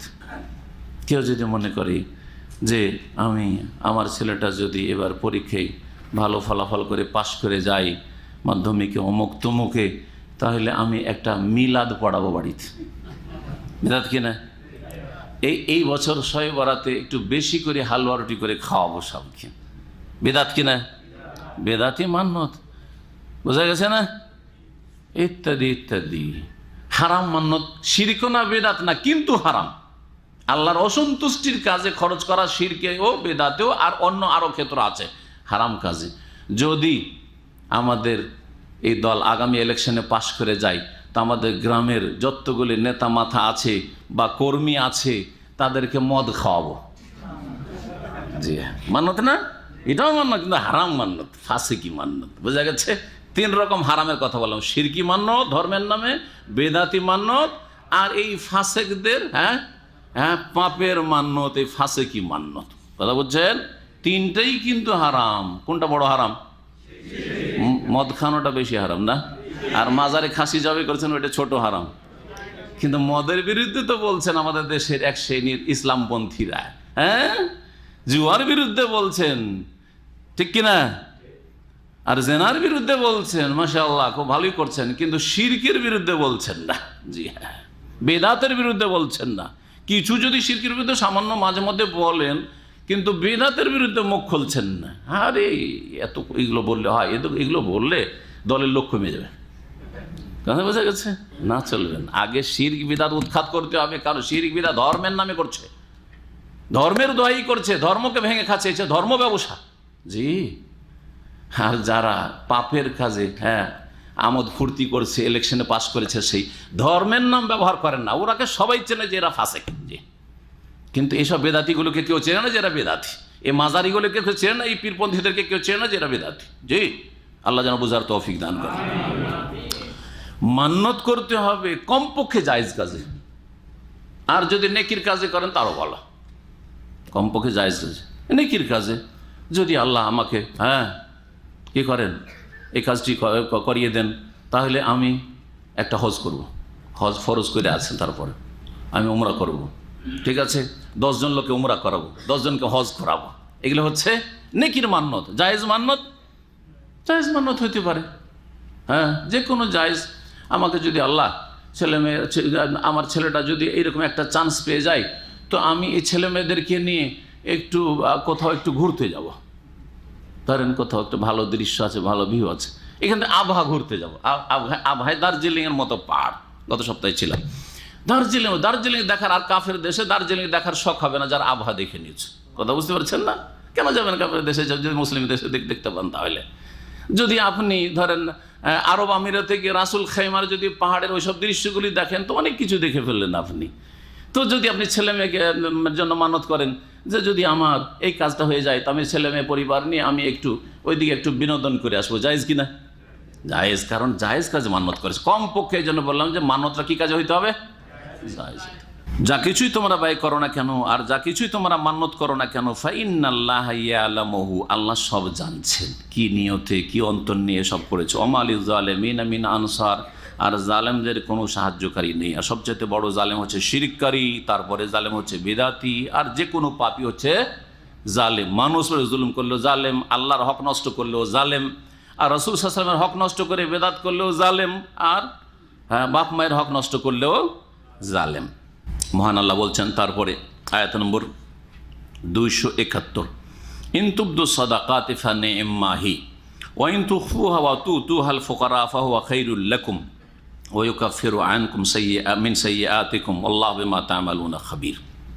এখানে আল্লাহ রাব্বুল বলছেন দান খায়রাতটা প্রকাশ্যে করলে ভালো না গোপনে করলে ভালো? গোপনে করলে ভালো, কিন্তু প্রকাশ্যে করলে জায়েজ কি না? জায়েজ। সবসময় জায়েজ, কখনো কখনো জায়েজ, আর কখনো আবার না জায়েজ হবে। কখনো আবার প্রকাশ্যে করলেই বেশি নেকি হইতে পারে। এই জন্য সব অবস্থাগুলি সম্পর্কে একটু আপনাকে সচেতন হইতে হবে যে আমি এই পরিস্থিতিতে প্রকাশ্যে দান করলে বেশি ভালো হবে না লুকিয়ে দান করলে বেশি ভালো। আপনাকে এই ক্ষেত্রে দিনের আলোকে, কোরআন সুন্নাহর দলিলের আলোকে চিন্তা করতে হবে। জি, আল্লাহ রাব্বুল দুটোরই প্রশংসা করেছেন, তবে গোপনে দান করাকে বেশি ভালো বলেছেন। জি, শোনেন কোন কোন ক্ষেত্রে হয় পরে বলছি, আয়াতের তরজমা তাফসীর করে দিই। আল্লাহ বলছে ইন তুবদু সাদাকাতি, তোমরা দান খায়রাতকে যদি প্রকাশ করো, আবদা ইউবদি মানে জাহির করা, তোমরা যদি দান খায়রাতকে প্রকাশ করো বা প্রকাশ্যে দান খায়রাত করো, ফানি'ম্মা হিয়া, বা আসলে ছিল নি'ম্মা শাইউন হিয়া, তাহলে সেটা হচ্ছে ভালো জিনিস, সেটা হচ্ছে উত্তম ভালো বিষয়। প্রকাশ করলেও কি সেটা ভালো, এর ক্ষেত্রেও বলবো। ওয়াইন তুখফুহা, আর যদি সেটাকে গোপন করো, লুকিয়ে দান করো, ও তুতুহাল ফকরা, আর দরিদ্রদেরকে গরিবদেরকে প্রদান করো, ফাহুয়া খায়রুল লাকুম, সেটা তোমাদের জন্য অতি উত্তম হবে। খায়রুল লাকুম, খায়র ইসম তাফজিলের অর্থে তোমাদের জন্য সেটা অতি উত্তম হবে। ওয়া ইউকাফিরু আনকুম মিন সাইয়্যাতিকুম, এবং তোমাদের গুনাহগুলি আল্লাহ তোমাদের থেকে মোচন করবেন। আল্লাহু বিমা তা'মালুনা খাবীর, তোমরা যা কিছু করো সে সম্পর্কে আল্লাহ ওয়াকিফাল বা সূক্ষ্ম খবর রাখেন। এখন আসুন, আসল হচ্ছে যে দান খায়রাত যত গোপনে করবেন তত ভালো, যত গোপনে করবেন তত ভালো। এই জন্য প্রিয় নবী মুহাম্মদ রাসূলুল্লাহ সাল্লাল্লাহু আলাইহি ওয়াসাল্লামের প্রসিদ্ধ হাদিস আপনাদের জানা আছে যে সাবাতুন ইউযিল্লুহুমুল্লাহু ফি যিল্লিহি হাত্তা ইয়াওমা লা যিল্লা ইল্লা যিল্লুহ, 7 প্রকারের মানুষকে আল্লাহ তার স্পেশাল ছায়া দান করবেন বিচার দিবসে, কিয়ামতের দিনে, যেই দিন আল্লাহর এই স্পেশাল ছায়া ছাড়া আর কোনো ছায়া, সেটা আরশের হোক অন্য কিছুরই হোক, এই স্পেশাল ছায়া ছাড়া আর কোনো ছায়া হবে না। তার মধ্যে 7ম ব্যক্তি রাসূলুল্লাহ সাল্লাল্লাহু আলাইহি ওয়াসাল্লাম বলেছেন রাজুলুন তাসাদ্দাকা বিসাদাকা, এমন মানুষ যে দান করেছে বা দান করত, তার জীবনে এটাই ছিল তার চরিত্র। ফাআখফাহা, লুকিয়ে গোপনে দান করত। হাত্তা লা তা'লামা শিমালু, তার বাম হাত জানতে পারতো না, মা তুনফিকু ইয়ামিনু, ডান হাতে যে খরচ করত। বাম হাত জানতে পারবে না, এর মানে হচ্ছে বাম পাশের লোক জানতে পারবে না।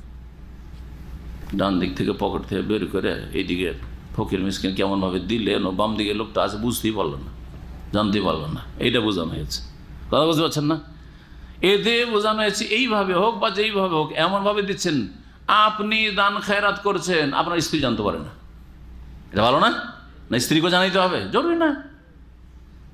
জি, আপনার ছেলে মেয়েকে জানাইতে হবে না? অনেক সময় বাধা হইতে পারে, স্ত্রী বাধা, ছেলে মেয়ে বাধা, এই সব কিছু এত দান করছেন, তো আমরা কি করে খাবো?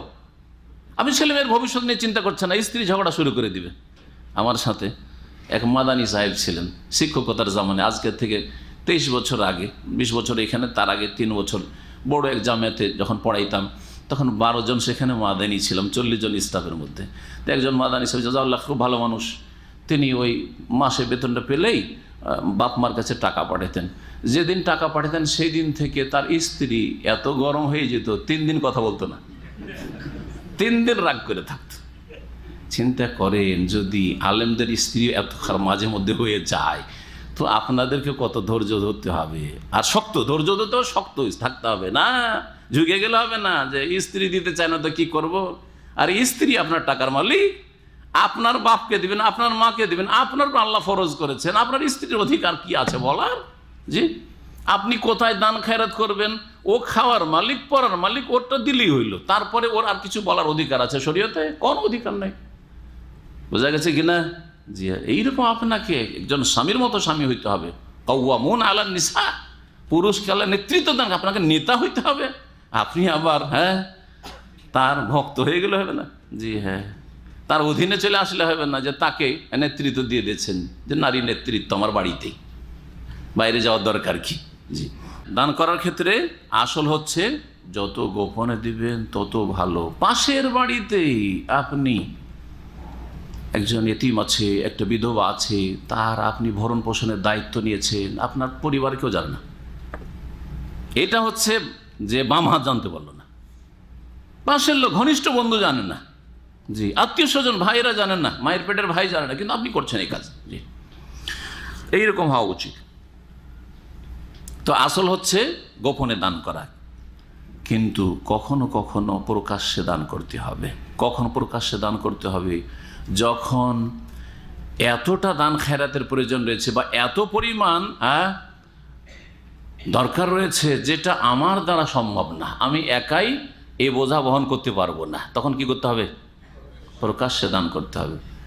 মাঝে মাঝে সৌদি আরবে দেখা যায় যে সিরিয়ান ভাইদের জন্য, তারপরে আপনার বর্মার ভাই বোনদের জন্য, তারপরে ফিলিস্তিনিদের জন্য, বিভিন্ন জায়গায় আপনার ত্রাণের জন্য কালেকশন হয় না সরকারিভাবে।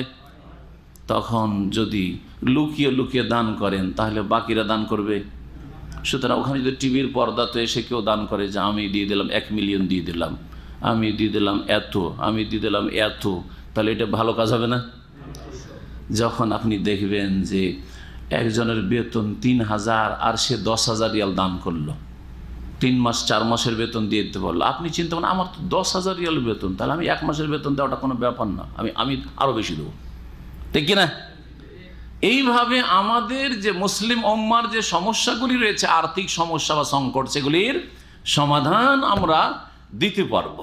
জি হ্যাঁ, কিন্তু যেই ক্ষেত্রে আপনি নিজেই এই সমাধান করতে সক্ষম, সেই ক্ষেত্রে লুকিয়ে দেবেন, কাউকে বলার দরকার নেই। একটা লোককে এখান থেকে টিকিট দিয়ে পাঠাইতে হবে, যদিও চাঁদা করা এখানে নিষেধ, কিন্তু কথা হচ্ছে ধরেন আপনার কোনো একজন ভাই, তার কাছে টাকা নেই, পয়সা নেই, বাড়ি যাবে, যেতে হবে, টাকা টিকিটের পয়সা দিতে হবে, একেবারে অসহায়, তাহলে একা হয়তো টিকিট দিতে পারছেন না, 5 জনকে বললেন যে ভাই আমি এই যে 500 টাকা দিলাম, বাকিটা আপনারা দিয়ে দেন। বলা যাবে না? যাবে না? হ্যাঁ, বরং এতে বেশি নাকি হবে, কারণ না হলে এই লোকের সমাধান সমস্যার হবে না, ইত্যাদি। এরকম উদাহরণ আপনারা খুঁজে নেবেন।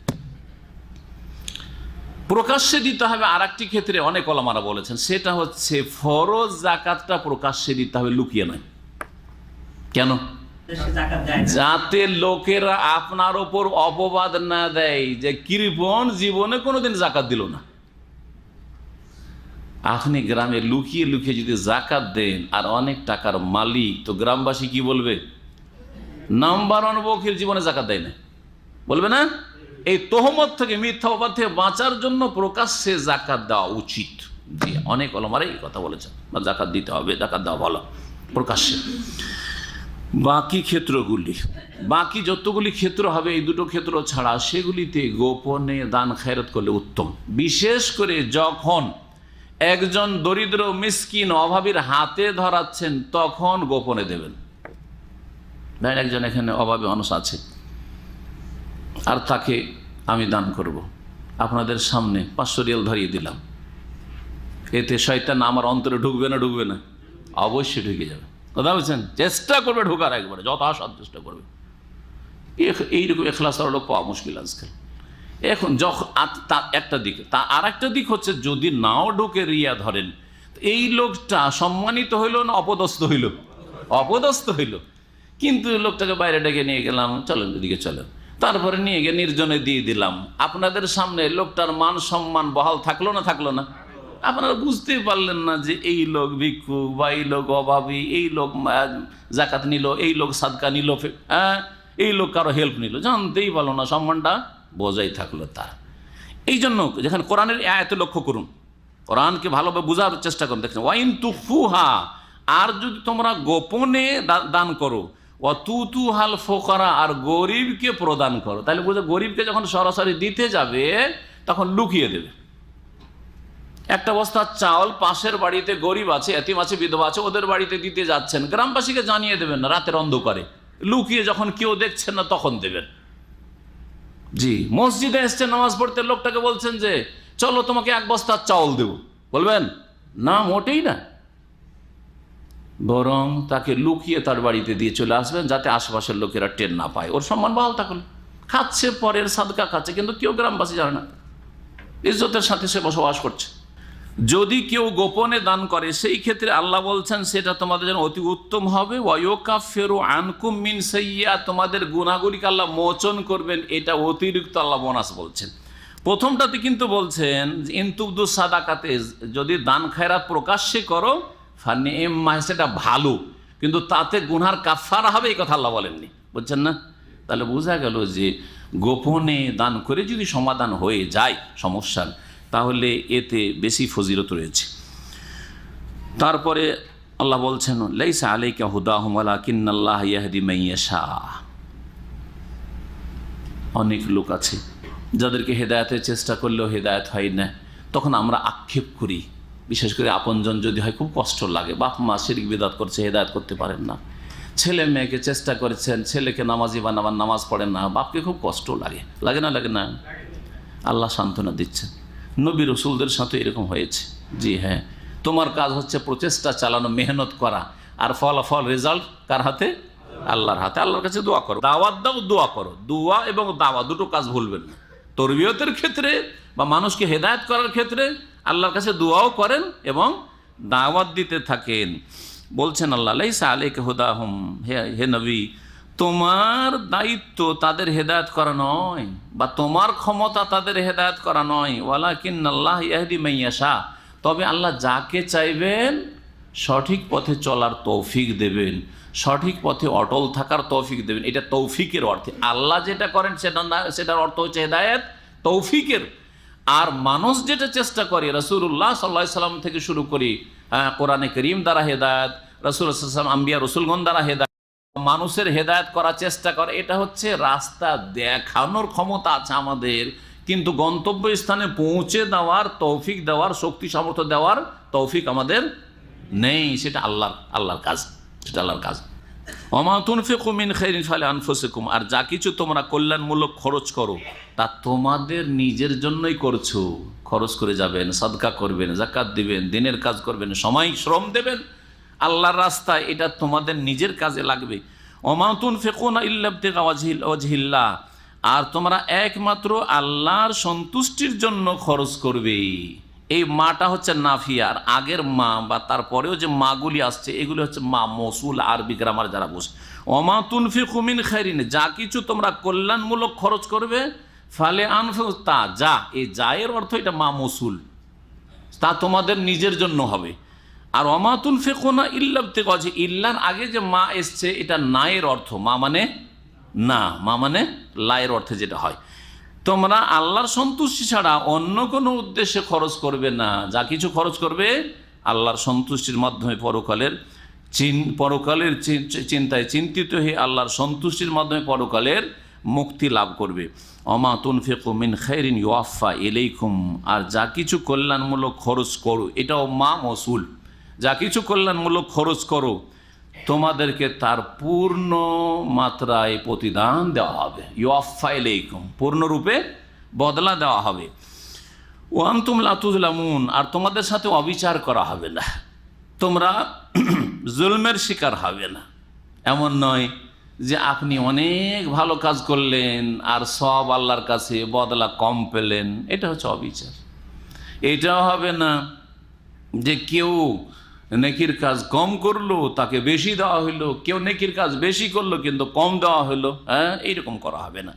যে যেমনটা করবে তেমন আল্লাহ তাকে দেবেন। ওয়ান্তুম লা তুজলামুন, কোনো অবিচার করা হবে না। এই খরচটা কাদের জন্য করবে? এই খরচটা কাদের জন্য করবে? আল্লাহ বলছে লিল ফুকারা, খরচ করবে তোমরা দরিদ্র অভাবীদের জন্য। মুসলিম সমাজে প্রথম যেটা দান খায়রাতের ক্ষেত্র, সেটা হচ্ছে ফকির মিসকিন অভাবীরা, দারিদ্র মোচন। ভালো করে শুনে রাখেন, কিন্তু এটা কিন্তু আজকাল বাস্তবে হয় না। গরিবকে আমরা 2, 4, 5 টাকা 10 টাকা দিয়েই বিদায় করি, আর বাকি সিংহভাগ টাকা পয়সা আমাদের সাদকা জাকাতের মাদ্রাসা, এতিমখানা আর মসজিদ রংচং করবে, আর এই করবে সেই করবে জনকল্যাণমূলক কাজের নামে, আর এই সের নামে সব নিয়ে যাচ্ছে না। অথচ আয়াতগুলি আপনি দেখেন, লিল ফুকারা, আল্লাহ ফকির দিয়ে শুরু করছেন। তারপরে যেখানে 8টা ভাগ করেছেন জাকাতের ক্ষেত্রের, সেখানে আল্লাহ কি বলেছেন? সূরা তওবার আয়াত নম্বর 60, ইন্নামা সাদাকাতু লিল ফুকারাই ওয়াল মাসাকিনি ওয়াল আমিলিনা আলাইহা ওয়াল মুআল্লাফাতি কুলুবুহিম। হ্যাঁ, নিউ মুসলিম অথবা ইসলামের দিকে আকৃষ্ট করতে হবে, কার অনিষ্ট কমাইতে হবে। 4 নম্বরে ওয়াল মুআল্লাফাতি কুলুবুহিম, হ্যাঁ, ওয়াল মুআল্লাফাতি কুলুবুহুম ওয়াফির রিকাবি, হ্যাঁ, ওয়াল গারিমিনা ওয়া ফি সাবিলিল্লাহ। ফি সাবিলিল্লাহ সব মাদ্রাসাওয়ালারা সব টাকা নিয়ে যাচ্ছে, যাকাত, ফিতরা, চামড়া, কুরবানি সব নিয়ে যাচ্ছে ওরা।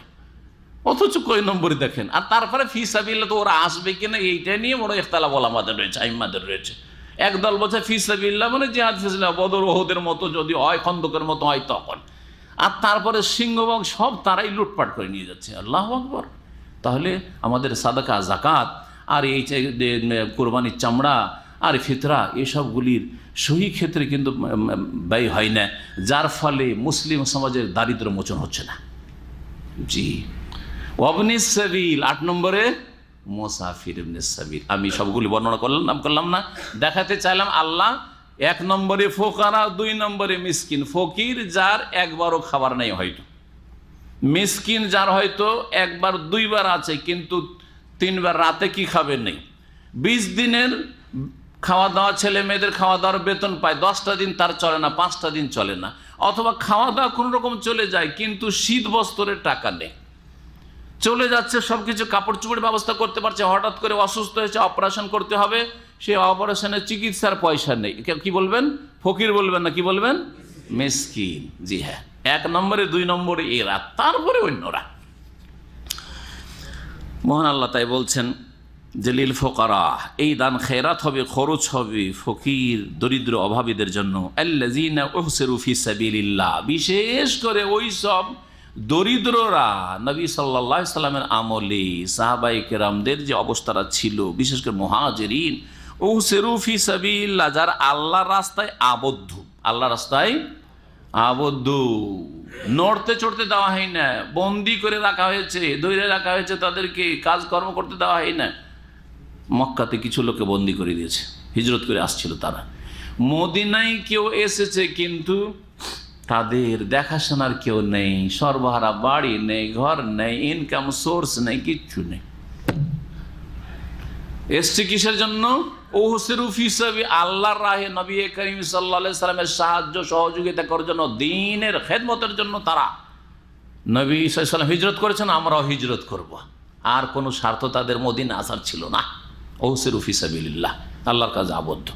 এই রকমই যারা নিজের যে সময়টা 8 ঘন্টা 10 ঘন্টায় মানুষ ডিউটি করতে পারে, তার বেশি পারে কি? 8 ঘন্টা 10 ঘন্টা কেউ যদি নিজেকে আবদ্ধ করে কোনো ভালো কাজে, তাহলে আর সে অভাবী, তার নিজের ব্যক্তি ইনকাম সোর্স কিছু নেই, তার ছেলে মেয়ে আছে, তার পেট আছে, তাহলে তারা এর হক রাখে। আল্লাহ ওদের কথা, উহসিরু ফি সাবিলিল্লাহর অন্তর্ভুক্ত তারা। একটা লোককে বলবেন, একটা হাফেজকে বা একটা আলেমকে বলবেন যে আপনি আমাদের মসজিদে 5 ওয়াক্ত নামাজ পড়িয়ে দিবেন। আর 5 টাইমে নামাজ পড়া মানে সে বাইরে আর কোথাও ডিউটি করার সুযোগ নেই। ও যদি ডিউটি করতে বিকাল 4টা যায় 8 ঘন্টার জন্য, তাহলে কখন আসবে? রাতে 12টায় আসবে। তাহলে 8 ঘন্টা, 6 ঘন্টা হলে রাত 10টা, ঠিক কিনা? তাহলে মাগরিবে তার ডিউটি করে, তাহলে না রুজি আসবে। এর সাথে ডিউটি করবে, তাহলে না রুজি আসবে। আপনি বলছেন না মাগরিবে এসে আমাদের মসজিদে পড়িয়ে দেন, আর তারপরে আপনি নিজেও মনে করবেন যে না, হুজুররা ফেরেশতা, এদেরকে টাকা লাগে না, বা হাফেজ সাহেবকে টাকা দিতে হবে না। তারপরে ফতোয়া দিতে শুরু করবেন যে ইমামতি করে টাকা নেওয়া জায়েজ। তা আপনি ইমামতি করেন, ব্যবসা বাণিজ্য ছেড়ে দিয়েছে, কথা বোঝা গেছে কি না? হ্যাঁ, কখন ইমামতি করে টাকা নেওয়া জায়েজ নয় ওটা বুঝতে হবে। আপনি কোনো মসজিদে নামাজ পড়তে গেল, আপনিও নামাজ পড়ছেন, আমি নামাজ পড়ছি, ঠিক আছে, জামাত শুরু হচ্ছে, আর আমাকে বলছেন যে শেখ নামাজটা পড়িয়ে দেন। এখানে আমি বলি যে আমি নামাজ পড়িয়ে দেবো, 100 রিয়াল লাগবে। হালাল না হারাম? অবশ্যই হারাম। আজানটা দিয়ে দেন, বলছে আজান দেবো, 50 রিয়াল লাগবে। হালাল না হারাম? কিন্তু যদি কাউকে বলেন তোমাকে আমাদের মসজিদে 5 টাইম আজান দিতে হবে, বা প্রতিদিন ফজরে আজান দিতে হবে তোমাকে, তাহলে তোকে বেঁধে দিলেন, ডিউটি লাগিয়ে দিলেন, তার অন্য কাজকর্ম ছেড়ে দিয়ে আসতে হবে না? হবে না? পাবন তার সাথে, এর একনিষ্ঠে, এর বিনিময়ে সে সেখানে পারিশ্রমিক নিচ্ছে। সেটা নামাজ পড়িয়ে পয়সা নেওয়া নয়, আর সেটা আজান দিয়ে পয়সা নেওয়া নয়। সুতরাং হাদিস পেশ করে দেবেন, একটা হাদিস মুখস্থ করে, ইত্তাখিজ মুআজ্জিনান মান লা ইয়াখুযু আলাইহি আজরান, এমন মুয়াজ্জিন তোমরা নিযুক্ত করো যে কোনো পারিশ্রমিক নেই না। আরে বাবা, তো তার পেটের ব্যবস্থা করো, তার রুজি রোজগার মান্থলি ভাতা তার ব্যবস্থা করে দাও, সে বেতন চাইবে না, কিচ্ছু চাইবে না। বোঝা গেছে কি না? জি হ্যাঁ, এর নাম ফিকহ। শুধু আপনি একটা হাদিস মুখস্থ করে অনলাইনে আজকাল গুগল শেখ হয়ে যাবেন, আর ফেসবুক শেখ হয়ে যাবেন, আর হোয়াটসঅ্যাপের গ্রুপ শেখ হয়ে যাবেন, আর ফতোয়া দেওয়া শুরু করবেন, এই কাজ হবে না। জি, মহান আল্লাহ বলছেন যে ওই সব দরিদ্রদের জন্য খরচ করবে, আল্লাযীনা উহসিরু ফি সাবিল, যারা আল্লাহর রাস্তায় আবদ্ধ হয়ে রয়েছে, লা ইয়াস্তাতিউনা দারবান ফিল আরদি, তারা বিভিন্ন দেশে বা আল্লাহর জমিনে ভ্রমণ করতে সক্ষম নয়, বন্দি করে রাখা হয়েছে, বা এমনভাবে তারা মানে আবদ্ধ আছে দিনের কাজে যে এদিক সেদিক যেতে পারছে না। যদি চলে যায় তবে এই কাজগুলি, দিনের কাজগুলি ব্যাহত হয়ে যাবে। জি হ্যাঁ, ইয়াহসাবুহুমুল জাহিলু আগনিয়া মিনা তাআফফুফ, আর ওরা কারো কাছে ভদ্রতার খাতিরে, লজ্জার খাতিরে, মান সম্মানের খাতিরে বলেও না যে আমার পকেটে পয়সা নেই, বা আমার পরিবার আছে, আমার খরচ খরচা আছে, কিছু বলেও না, বেতনও চাই না, ডিমান্ডও করে না। জি হ্যাঁ, ডিমান্ড করা ঠিক নয় যে এত টাকা না নিলে এই কাজ করে দেবো না, এত টাকা নিলে আপনাদের মাহফিলে যাবো না, জলসায় যাবো না। এগুলো যারা করছে তারা অবশ্যই ভুল করছে, কথা বোঝা গেছে? কিন্তু আপনি তার একটা যথেষ্ট সময় নেবেন আর বলেন না না না ফিসাবিলিল্লাহ, এটাও চলবে না। এটাও যেমন চলবে না তেমন না কন্ট্যাক্ট ছাড়া না। মাসলা জিজ্ঞেস করছে, পয়সা দেন, তাহলে মাসলা জায়েজ না? অবশ্যই জায়েজ। বা আমাদেরকে কিছু দিন শিখিয়ে দেন, একটু কোরআন শিখিয়ে দেন, পয়সা ছাড়া কথা নেই। মাসে 100 রিয়াল দিলে কোরআন শিখাবো, না হলে শিখাবো না। না ভাই, অনেকে গরিব আছে, ও হয়তো দিতে পারবে না, অসুবিধা নেই, আল্লাহর সন্তুষ্টির জন্য আপনি কোরআন পড়াইবেন। তো কোরআন পড়া যদি শর্ত লাগিয়ে দেন যে আমাকে পয়সা দিলে টিউশন পড়াবো, কোরআন পড়াবো, না হলে পড়াবো না, তো হারাম। কিন্তু যদি দেখা যায় এই লোকটার কাছে আপনি 1 ঘন্টা 2 ঘন্টা ডেইলি কোরআন পড়বেন, তো তার পেট আছে, তার পরিবার আছে, সুতরাং আপনাকেও খেয়াল রাখা উচিত, দুই দিকটাকে ঠিক রাখা। বিভিন্ন জায়গায় সফরও করতে পারছে না। ইয়াহসাবুহুমুল জাহিলু আগনিয়া, আর যারা অজ্ঞ মানুষ বা যারা তাদের সম্পর্কে ওয়াকিফ হাল নয়, জাহেল অজ্ঞ বললে, জাহেল মানে অজ্ঞ বললে তো মানুষ মনে করবে যে আমার তো মানহানি করলো। সেজন্য কথা বলতে পারেন যে একটা লোক সম্পর্কে আপনি জানেন না যে সে অভাবী, তো আপনি অজ্ঞ। আমি এই লোকটার চেহারা দেখে মনে হচ্ছে যে মাশাআল্লাহ খুব সচ্ছল ব্যক্তি, চেহারা তো মাশাআল্লাহ, আর বডি মাশাআল্লাহ, 70-80 কিলো ওজন হবে, আর একবারে চেহারাতে রক্ত ফুটে পড়ছে। কি করে বুঝবো যে গরিব মানুষ? কি করে বুঝবো যে এর পেটে খাবার নেই, নাস্তার পয়সা নেই, তার কালকে রাত্রে বেচারা খায়নি? কি করে বুঝবো? বোঝা গেছে কি না? তো একে জাহেল বলা হয়েছে। যেই ব্যক্তি অজ্ঞ, এই দরিদ্রদের সম্পর্কে বা ওয়াকিফ হাল নয়, সে ধারণা করে আগনিয়া যে এরা সচ্ছল, মিনা তাআফফুফ, তাদের যাচ্চা করা, পরিত্যাগ করার কারণে বা যাচ্চা থেকে বেঁচে থাকার কারণে। তাআফফুফ মানে ভিক্ষা না করা, কারো কাছে হাত না বাড়ানো, কারো কাছে নিজের প্রয়োজন, ভাই আমার পকেটে একটাও পয়সা নেই ভাই, এ কথাও বলতে পারেন। আমি এসছি, নতুন এসছি, কিন্তু আমার খাওয়া খরচ বলে কিছুই নেই, এই কথাও বলতে পারছে না। আছে না অনেক সম্ভ্রান্ত মানুষ, সে প্রাকৃতিকভাবে এমন সম্ভ্রান্ত মানুষ অথবা পারিবারিকভাবে সম্ভ্রান্ত মানুষ, জীবনে কারো কাছে একটা টাকা চাওয়া অভ্যাস নেই, হতে পারে না? পারে না? জি হ্যাঁ, এইরকম লোকগুলিকে দিতে হবে তারিফুহুম বিসীমাহুম, তাদের চেহারার লক্ষণ দেখলে তোমরা চিনতে পারবে বা তুমি চিনতে পারবে। ভালো করে যদি গভীরভাবে দেখেন তাহলে বুঝতে পারবেন যে লোকটা কিছু বলছে না, কিন্তু একে তো দেখি না যে কখন একটা পয়সা খরচ করতে, আর কোনো কাজকর্ম করতে, কি করে তার সংসার চলছে, তাদের লক্ষণ দেখে চিনতে পারবে।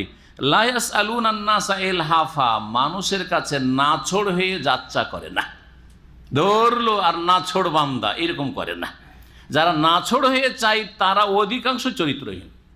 রাস্তাঘাটে দেখবেন যদি একটি দাড়িওয়ালা দেখে, এমন করে হাত লম্বা করে দিবে, আপনি এগিয়ে চলে যাচ্ছে না, আপনার পিছনে পিছনে ছুটেছে। হ্যাঁ, গাড়ি নিয়ে কোনো সিগন্যালে দাঁড়িয়েছেন, এসে হাত লম্বা করে দিচ্ছে, দেখছে যে দাড়ি সকল সুরতটা ভালো আছে, কিছু দিবেই, ও ছাড়ছে না যতক্ষণ পর্যন্ত সিগন্যাল না করছে ও নিবে, তাহলে 1-2 রিয়াল না দিলে ও যাচ্ছে না। এদেরকে দেওয়াটা বড় কাজ নয়, এর চাইতে বেশি বড় কাজ হচ্ছে যারা জীবনেও চাই না কিন্তু আসলে অভাবী, তাদেরকে চিহ্নিত করতে হবে। এলহাফা মানে নাছোড় হয়ে চাওয়া। লা ইয়াসআলুনা আন-নাসা ইলহাফা, নাছোড় হয়ে চাই না, একবারে পিড়াপিড়ি করে যে দিতেই হবে, হ্যাঁ না দিলে আমি ছাড়বো না। আরে কাপড় ধরে টানাটানি শুরু করে দেশে, দেখেছেন না? দেখেন নাই? কিছু ভিক্ষুক আছে, তারা কি করে? কাপড় ধরে টানাটানি শুরু করে, আপনার পিছনে পিছনে চলতে আসে, কাপড় ধরে টানতে আসে। জি হ্যাঁ। ওমা তুনফিকু মিন খাইরিন ফাইন্নাল্লাহ বিহি আলিম, আর যা কিছু কল্যাণমূলক খরচ করো আল্লাহ সে সম্পর্কে সম্যক জ্ঞানী।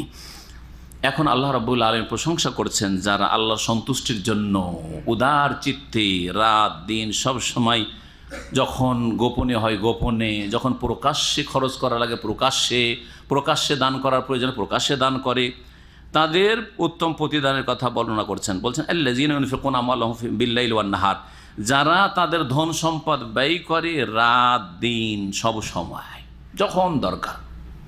এই নয় যে রাত হয়ে গেছে আর দিব না। আমাদের সেরকম বেদাতি লোক আছে না নেই? আমাদের মা খালারা অনেকে এরকম বেদাতি আছে, রাত্রে সারাদিন তাদের বাড়ি ভাত হয়নি, অনাহারে আছে, রাত্রে 1 কাঠা চাউল দাও তো খালাম্মা, বলছে না না না না দেবো না, সব ধন সম্পদ বেরিয়ে চলে যাবে। বেদাতি আকীদা আছে, শুনেছি নিজের কানে, এগুলো ছোট থেকে মানুষ হয়েছে ওই পরিবেশে, দেবেন না। একজন বুড়ি ছিল আমাদের এলাকায়, মাদ্রাসায় পড়তাম ওখানে, সেই বুড়ি বৃহস্পতিবারে কাউকে ভিক্ষা দিবে না, বৃহস্পতিবারে ভিক্ষা দিলে ফকির হয়ে যাব। কথা বলছেন, এইরকম কত যে কুসংস্কার, এগুলি হচ্ছে যতগুলি টোটকা ফোটকা বা এইরকম যেগুলি অলক্ষী বা কুলক্ষণ, এগুলি হচ্ছে শিরক। কি বলছেন নবী সাল্লাল্লাহু আলাইহি ওয়াসাল্লাম? আত-তিয়ারাতু শিরকুন, রাতে দান করলে কি হয়ে যাবে? শুধু দান করার না, একবার মাল সামান কিছু আছে কোনো লোকের, দিনে সময় পায়নি বেচারা, রাত্রে বলছে আমার মাল সামানগুলি আপনার বাড়ি থেকে নিয়ে যাই, বলছে না জীবনে তো মরে গেলেও দিব না। নিজের মাল সামান নিয়ে যাবে, আমারও রেখেছে, বলছে যে দিনের সময় পানি, রাত্রে দেন আমি নিয়ে যাই, বলছে মরে গেলেও দিব না, কারণ তোমার মাল সামানের সাথে আমার সব ধন সম্পদ বেরিয়ে চলে যাবে, বরকত হারিয়ে যাবে। আউযুবিল্লাহ, শিরক। কোথায় আছেন আমাদের সমাজে এরকমই? জি, শিরকে জর্জরিত। আল্লাযীনা ইউনফিকুনা আমওয়ালাহুম বিল-লাইলি ওয়ান-নাহার, যারা তাদের ধন সম্পদ খরচ করে রাতে দিনে, সিররান ওয়া আলানিয়া, গোপনে প্রকাশ্যে, ফালাহুম আজরুহুম ইনদা রাব্বিহিম, তাদের প্রতিদান রয়েছে তাদের প্রতিপালকের কাছে, ওয়ালা খাউফুন আলাইহিম, তাদের কোনো ভয়ও নেই, ওয়ালা হুম ইয়াহজানুন, আর তারা চিন্তিত হবে না। আল্লাহ রাব্বুল তারপরে বলছেন আল্লাযীনা ইয়াকুলুনা রিবা। এখন আসি আরেকটি বিষয়, এখন পর্যন্ত যে আলোচনাগুলি হইল সেটা হচ্ছে দান সাদকা। দান সাদকা হচ্ছে সওয়াবের কাজ, আল্লাহর নৈকট্য লাভের কাজ, জান্নাত হাসিল করার কাজ, জাহান্নাম থেকে মুক্তির কাজ, দুনিয়াতে বেঁচে থাকাকালীন বালা মুসিবত, রোগ, বিপদ আপদ, দুর্ঘটনা এড়ানোর মাধ্যম। জি, বালা মুসিবত দূর হয় কিসে? দান খেরাত সাদকা করলে। এই সমস্ত ফজিলত দান খেরাতে রয়েছে, যেগুলি সময়ের স্বল্পতার জন্য এখানে, আর সেটা আসল বিষয়বস্তু না, আয়াতের তাফসীর করা এখানে ক্ষান্ত করলাম। এখন এর বিপরীত হারাম উপার্জন হচ্ছে অনেক, তার মধ্যে বড় একটি হারাম উপার্জনের মাধ্যম হচ্ছে সুদ। সেটা ব্যক্তির কাছ থেকে নেন, অভাবী ব্যক্তির কাছ থেকে নেন, সচ্ছল ব্যক্তির কাছ থেকে নেন, কোনো কোম্পানিতে ইনভেস্ট করে আপনি বিজনেস করছেন না মোজারাবার পুঁজি খাটিয়ে, বরং আপনার সাথে ফিক্স করা আছে যে আপনার টাকাতে এত পার্সেন্টেজ দেব মাসের মাস সুদ, অথবা ব্যাংকিং সিস্টেমে যে সুদ আছে, আমাদের ব্যাংকে রাখেন আপনি 10% পাবেন, 13% পাবেন ইত্যাদি, আপনি 5 বছরে ডবল পাবেন, সবগুলি হচ্ছে সুদ, আল্লাহ দ্রোহিতা। আল্লাহ তাদের বিরুদ্ধে যুদ্ধের ঘোষণা করেছেন। এইরকম সুদখোর যারা সুদ খায়, সুদের ওপর টাকা নেই, অথবা সুদী সংস্থা আর এই রকমই যারা সুদী কর্মকাণ্ডের সাথে জড়িত, সুদী কাজে তারা চাকরি বাকরি করে বা সেই দিয়ে তারা রুজি রোজগার করে, এদের বিরুদ্ধে আল্লাহ এবং তার রাসূল সাল্লাল্লাহু আলাইহি সাল্লাম যুদ্ধের ঘোষণা করেছেন। আয়াতগুলি আসছে। আল্লাহ বলছেন, আল্লাযীনা ইয়াকুলুনা রিবা, যারা সুদ খায়, লা ইয়াকুমুনা ইল্লা কামা ইয়াকুমুল্লাযী ইয়াতাখাব্বাতুহুশ শাইতানু মিনাল মাস, তারা কিয়ামতের দিনে কবর থেকে উঠবে। কেউ কেউ বলেছেন এই দাঁড়ানোটা কখন? কবর থেকে যেদিন বিচার দিবসে, পুনরুত্থান দিবসে উঠবে, কবর ফেটে ফেটে যখন উঠবে ওই সময়ের কথা বলা হয়েছে। আর কেউ কেউ বলেছেন যে এটা হাসর মাঠে চলে যাওয়ার পরে এইরকম করতে থাকবে, এই দৃশ্য তাদের থাকবে। কি? তারা দাঁড়াবে না, কিন্তু দাঁড়াবে কার মতো? ইল্লা কামা ইয়াকুমুল্লাযী ইয়াতাখাব্বাতুহুশ শাইতানু মিনাল মাস, ওই লোকের মতো দাঁড়াবে যেই লোককে শয়তান স্পর্শ করার কারণে আছাড় খেয়ে থাকে বারবার করে। হ্যাঁ, জি হ্যাঁ, মৃগীর রোগী। মৃগীর রোগী দেখেছেন? দাঁড়াচ্ছে, আবার আছাড় খেয়ে পড়ছে, বেহুশ হয়ে যাচ্ছে। তাখাব্বাতা মানে কেউ কেউ বেহুশ হওয়ার অর্থ করেছেন, কিন্তু শাব্দিক অর্থ বেহুশ হওয়া নাই। আমি শাব্দিক অর্থ তাখাব্বাত মানে আছাড় খেয়ে খেয়ে পড়া, উঠছে পড়ছে, উঠছে পড়ছে, এটা হচ্ছে তাখাব্বুত।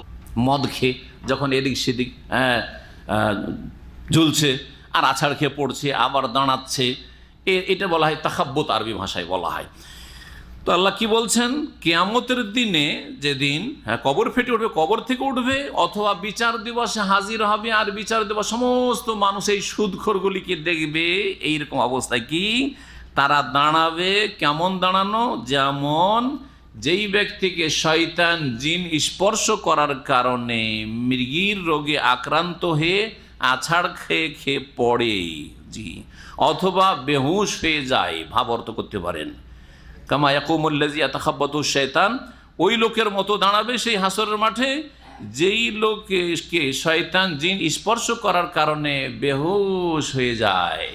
হুঁশ আসে তখন উঠে, আবার বেহুশ হয়ে যায়, আছাড় খেয়ে পড়ে, এটা বোঝানো হয়েছে।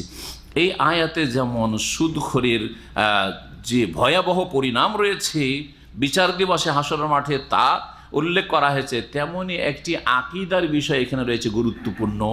সেটা হচ্ছে যে জিন মানুষের ওপর বশ করে সওয়ার হয় কিনা, বা জিন মানুষকে ধরে কিনা। এটা আজকাল সায়েন্সের যুগে অনেকে অস্বীকার করেছে। হ্যাঁ, আজকাল মেডিকেলের ডাক্তার অনেকে বলে এগুলো উদ্ভট কথা। না না, উদ্ভট কথা নেই, এটা কোরআনে আল্লাহ বলছে, ইয়াতাখাব্বাতুহুশ শাইতানু মিনাল মাস। মাস মানে মাসুল জিন, জিন স্পর্শ করে, যেটাকে আমাদের দেশে বলে যে অমুকের গায়ে জিন নেমেছে, আমাদের আঞ্চলিক ভাষায় বলে জিন নামা বলে, বা জিন বশ করা বলে, বলে না, বলে না? জি হ্যাঁ। তো জিন যখন চলে আসে তখন ভাষা চেঞ্জ হয়ে যায়। আর এগুলিকে অস্বীকার করবেন কিনা, কি করে অস্বীকার করে? বাস্তব সত্য। এক মহিলা কোরআন পড়তেই জানে না, আমার নিজের চোখে দেখা, কোরআন পড়তেই জানে না, তাকে ভালো জিনে ধরেছে। আমি দেখেছি এইসব বহু ঘটনা। তো সেই মহিলা এত সুন্দর তেলাওয়াত করছে তাজবিদ, যে আপনারা অনেকে যারা ভালো তাজবিদ করতে পারে তারাও পারবেন না। তাহলে জিন অবশ্যই তার গায়ে নেমেছে, বা তার উপরে চড়েছে, বা বশ করেছে। কথা বলছেন? জি হ্যাঁ। এইরকমই আরেকজন আমাদের মাদ্রাসার ছাত্র ছিল, যখন আমরা প্রথম জীবনে 18-19 বছর বয়সে দাওরায়ে হাদিস পড়তাম, 19 বছর বয়সে, তখন একটা ছেলে ওইরকম মাদ্রাসায় ছিল যার শরীরে মাঝে মাঝে জিন নেমে আসতো। মাদ্রাসার ছাত্র, সাবালক ছাত্র, জিন যখন নেমে যেত, এমনি ভালো তেলাওয়াত করতে পারে না, অত তাজবিদ ভালো বুঝতো না, যখন জিন নেমে যেত তখন ভালো সুন্দর এত সুর করে তেলাওয়াত করতো, ওর কণ্ঠই পাল্টিয়ে যেত। নিজের চোখে দেখা, এটা আমার 19 বছর বয়সের কথা বলছি, কথা বুঝতে পারছেন? সুতরাং আজকালকার এই সায়েন্সের যুগে কেউ যদি অস্বীকার করে, এটা বাস্তবকে অস্বীকার করা তাদের অজ্ঞতার কারণে। কারণ এগুলি হচ্ছে এমন বিষয় যেগুলি হয়তো অনেক সময় চোখে দেখা যায় না, কিন্তু এটাও গায়বিয়াতেরই অন্তর্ভুক্ত। যেমন অদৃশ্য কবর আযাব বিশ্বাস করছেন না? অদৃশ্য ওহীকে বিশ্বাস করেন না আপনি, যে নবীর প্রতি ওহী হয়েছে, জিবরাইল এসেছেন, মালায়েকা দুই দিকে আমাদের আছেন, এগুলো বিশ্বাস করবেন একজন ডাক্তার? না, বিশ্বাস করে মুসলিম নয়। কথা বুঝছেন না? ঠিক তেমনই যেহেতু কোরআনে বলা হয়েছে মিনাল মাস, শয়তানের মাস, শয়তান স্পর্শ করে, এটা হচ্ছে আমাদের আকীদা, আহলে সুন্নাত ওয়াল জামাতের আকীদা। যালিকা বিআন্নাহুম ক্বালু, কেন এই অবস্থাটা হবে কিয়ামতের দিনে? এই জন্য যে তারা বলেছিল দুনিয়াতে, ইন্নামাল বাইউ মিসলুর রিবা, ব্যবসা হচ্ছে সুদের মতো। হ্যাঁ, সুদ আর ব্যবসায় পার্থক্যটা বা কি? জি, হয় এইরকম করে বলেছে, না হলে আজকালকার ভাষায় বলছি, অনেক সুদখোরকে যারা সুদ খায় তাদের যুক্তি দেখাইতে দেখেছি, শুনেছি, আমার টাকাটা কি বাঞ্ঝা নাকি? কথা বুঝতে পারছেন না? আমার টাকাটা কি বন্ধে বাঞ্ঝা? বাঞ্ঝা কাকে বলে? যার ছেলে মেয়ে হয় না, নিঃসন্তান। তো আমি টাকাটা আপনাকে 1 বছর ধরে দিয়ে রাখবো, আর 10,000 রিয়াল দিলাম, 10,000 রিয়ালই ফিরিয়ে দিলেন, তো আমার টাকাটা বাঞ্ঝা? আরে কিছু তো বাচ্চা দিতে হবে। হ্যাঁ, ওই বাচ্চাটা হচ্ছে সুদ।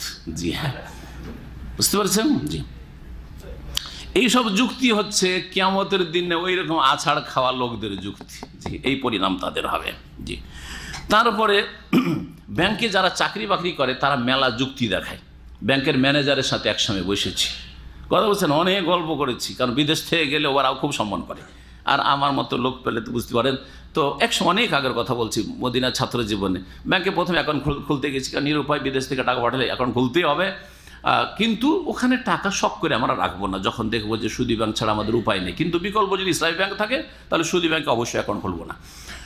তো কথা হচ্ছে যে কত যে যুক্তি, সে ম্যানেজার সাহেবের বসিয়ে বসে চা খাওয়াচ্ছে, আরে আপনার টাকাটা আমরা রাখছি, আমরা তো ব্যবসাতেই খাটাচ্ছি, আপনাকে আমরা একটা 5% বা কোনো একটা পার্সেন্টেজ বেঁধে দিচ্ছি, ফিক্সড ডিপোজিটে আমরা 13% দিচ্ছি, 13 থেকে 14 বা এত, 5 বছরে এটা হয়ে যায় ডবল, আমরা এর চাইতে বহু বেশি ইনকাম করছি। হ্যাঁ, যদি আপনার কোরআন শোনার জ্ঞান না থাকে তো আপনি তো দুর্বল হয়ে যাবেন। কথা ঠিকই, আমি ব্যবসা করলেও তো কিছু লাভ হইতো, কিন্তু পার্থক্য যে আছে, ব্যবসা করলে হ্যাঁ লাভ লসের সম্ভাবনা দুটোই আছে। শুধু লাভ লস না, অনেক আসল পুঁজি একবারে জিরো হয়ে যেতে পারে। হতে পারে না? পারে না? 5 লাখ টাকার ব্যবসা শুরু করে 1 লাখ টাকাও ফিরিয়ে পেলেন না, পানিতে পড়ে গেল। হতে পারে না? পারে না? কিন্তু সুদে কি হয়, একটা পয়সা মোর আসল পুঁজি ধরা আছে, যা পাচ্ছি অতিরিক্ত এটা পাচ্ছি আমি। বোঝা গেছে না? বেনিফিটের নামে, জি, ইন্টারেস্টের নামে না। সুদ আর ব্যবসাতে পার্থক্য রয়েছে। ব্যবসা আর সুদে পার্থক্য, আর একটা পার্থক্য শুনে রাখেন এখানে। ব্যবসাতে মানসিক মেহনত, শারীরিক মেহনত, ছোটাছুটি, টেনশন সব কিছু করতে হয়, তাই না? কিন্তু সুদে কোনো মেহনত নাই। 1 লাখ টাকা দিয়ে দেন আর বলে যে তোর কাছে মাসের মাসে এত টাকা, বা ব্যাংকে জমা রেখে দেন 1 লাখ টাকা, 5 বছর পরে ডবল, না কোনো টেনশন, না কোনো মেহনত পরিশ্রম, এই জমা করে দিয়েছেন, খালাস, তাই না? ফিনিশ। ব্যবসাতে এটা কখনো হয় না। সুতরাং ব্যবসা সুদের মতো না, বা সুদ ব্যবসার মতো না। ওলামারা বলেছেন তাদের বলা উচিত ছিল এইরকম যারা সুদখোর, ইন্নামার রিবা মিসলুল বাই, সুদটা ব্যবসার মতো, কিন্তু উল্টো কেন এরকম? ব্যবসা হচ্ছে সুদের মতো, এটা তার মোবালাগা বলা হয়েছে। এটাকে বালাগাতের অলংকার বিদ্যা, এটাকে মোবালাগা বলা হয়েছে। ওয়াহাল্লাল্লাহুল বাই'a ওয়া হাররামা রিবা, অথচ আল্লাহ ব্যবসাকে হালাল করেছেন, ওয়া হাররামা রিবা, আর সুদকে হারাম করেছেন। ফামান জাআহু মাউইযাতুম মির রাব্বিহি, সুতরাং কারো কাছে তাদের প্রতিপালকের পক্ষ থেকে উপদেশ যদি চলে আসে, জানতে পারলো যে সুদ হারাম, বন্ধকের এই যে জমি বন্ধক রেখে ফসল খাওয়া হারাম, জানতে পেরেছেন যেসব ভাইরা, বাকিদেরকে জানান কতদিন ধরে যে আপনার বাপদাদারা সুদ খেয়ে আসছে এই বন্ধকের জমির। ফান্তাহা, এটা জানার পরে, উপদেশ পাওয়ার পরে যদি বিরত হয়ে যায়, থেমে যায়, ফালাহু মা সালাফ, তাহলে অতীতে যা কিছু সুদ খেয়েছিল সেটা তার, সেটা সবটাই উগলিয়ে ফেলতে হবে, আর সবটা থেকে মুক্ত হতে হবে জরুরি নয়। আল্লাহ বলছে ফালাহু মা সালাফ, আগেরটার আল্লাহ হিসাব নেবেন না। বিশেষ করে জাহিলিয়াতের যুগে যে সুদ খেত সাহাবায়ে কেরামরা, ইসলাম কবুল করার আগে জাহিলিয়াতের যুগে অনেকে সুদি কারবার করত। তাদের একজন বড় ধনাঢ্য ব্যক্তি ছিলেন আব্বাস বিন আব্দুল মুত্তালিব রাদিয়াল্লাহু তাআলা আনহু, রাসূলুল্লাহ সাল্লাল্লাহু আলাইহি ওয়াসাল্লামের চাচা, সুদ খেতেন। এখন আব্বাসের চাচার প্রশ্ন হইল যে আমি তো মুসলমান হইলাম, জাহিলিয়াতের যুগে তো লাখ লাখ টাকার সুদি ইনকাম করেছি, তো এখন কি হবে? আগের টাকাগুলো, আল্লাহ আয়াত নাযিল করে দিলেন যে আগে যা হয়েছে হয়েছেই, কিন্তু এখন যেগুলো বাকি বকিয়া সুদের টাকা, অনেকগুলো বাকি আছে, আগামীতে এই লোকেদের কাছ থেকে এই সুদের টাকাগুলো উঠে আসবে, এরা দেয়নি, তাহলে আর নেওয়া যাবে না, আর নেওয়া যাবে না। তাহলে জাহিলিয়াতের বিষয়টি আলাদা, আর এখনকার বিষয় আলাদা। এখন যদি কেউ বলে যে আমি সুদের টাকা দিয়ে গাড়ি করেছি, বাড়ি করেছি, জমি জায়গা করেছি, এখন আমি তওবা করছি, তাহলে এর তওবার পদ্ধতিটা কেমন হবে? এটা একটা মাসালা। এই ক্ষেত্রে যদি বলা হয় যে তুমি তো মুসলিম, জন্মসূত্রে মুসলিম, তোমার জন্য তো সর্বদা হারাম ছিল সুদ, ঠিক না? এমন না যে তুমি কাফের মুশরিক ছিলে, অমুসলিম ছিলে। সুতরাং তুমি এই হারাম উপার্জন করেছো, এতে থেকে মুক্ত হওয়ার জন্য যত গাড়ি বাড়ি তৈরি হয়েছে আর জমি জায়গা হয়েছে সুদের টাকায়, সবগুলি কি করো? মুক্ত হওয়ার জন্য দান করো। তাহলে অনেক সুদ যারা অতীতে খেয়েছে, সুদ করছিল, তাদের জন্য তওবাতে বড় অন্তরায়, বাধা হয়ে দাঁড়াবে। হবে না? হবে না? তখন বখিলগুলো ভাববে কোন রকম করে তওবাটা করেছিলাম, কিন্তু এই হুজুরের যে কড়া ফতোয়া, দৌড় বাকি জীবনটাও সুদ খেয়ে চলে যায়, যা হবে আল্লাহর কাছে বোঝা যাবে। বলবে না? বলবে না? এই যে তওবাতে বড় বাধা হইতে পারে, সেই জন্য ওলামারা বলেছেন যে এটা শর্ত না। আগে যে সুদ খেয়েছে সেই টাকাগুলো থেকে মুক্ত হওয়া শর্ত নয়। তবে কোনো ভাইরা যদি দাবি করে আশেপাশের যে তুমি তওবা করেছো আর আমার কাছ থেকে এত টাকা সুদ খেয়েছো, ভাই আমি অভাবী মানুষ, আমাকে টাকাগুলো ফিরিয়ে দাও, তাহলে এই ক্ষেত্রে ফিরিয়ে দাও তার তওবার একটা অংশ, কারণ এটা বান্দার হক। এটা হচ্ছে নিম্নমানের তওবা বললাম। কোনটা? যে আগের সুদ খেয়েছেন, এখন খালেস অন্তরে তওবা করেন যে আজকের দিন থেকে, এখন থেকে আর সুদ খাবো না। বোঝা গেছে না? সুদি কারবার করবো না, সুদের উপর টাকা নিব না। অভাবী গরিবদেরকে বলছি, দুই দলকে বলছি, যে সুদ লেনেওয়ালা দেনেওয়ালাকে বলছি। কিন্তু উত্তম তওবা, পারফেক্ট তওবা, পূর্ণ তওবা, তওবাতুন নাসুহ, খালেস তওবা হচ্ছে যে যদি কেউ পারে যে আমি তওবা করেছি আল্লাহ সন্তুষ্টির জন্য, পরকালের মুক্তির জন্য, সুতরাং সুদের যত টাকা আমার ইনকাম হয়েছে সমস্ত টাকা মুক্ত হওয়ার জন্য আল্লাহর হস্তে কি করে দেব?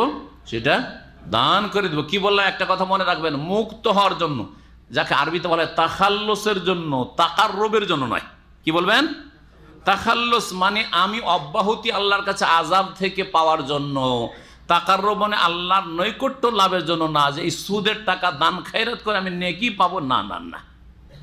যারা ব্যাংকে এরকম টাকা রেখেছেন অথবা এলআইসি বিমা করেছেন, আর টাকা পলিসি শেষ হওয়ার পরে অনেক টাকা আসলো, আসল পুঁজিটা নিয়ে নেন, আর বাকি যে অতিরিক্ত টাকা বা ওই আপনার জুয়ার টাকা, ইন্স্যুরেন্স মানে জুয়া, বিমা মানে ইন্স্যুরেন্স মানে জুয়া, ওই যে জুয়ার অতিরিক্ত টাকা এসছে, এই টাকাটা মুক্ত হওয়ার জন্য দান করে দেন, তাখাল্লুসের জন্য।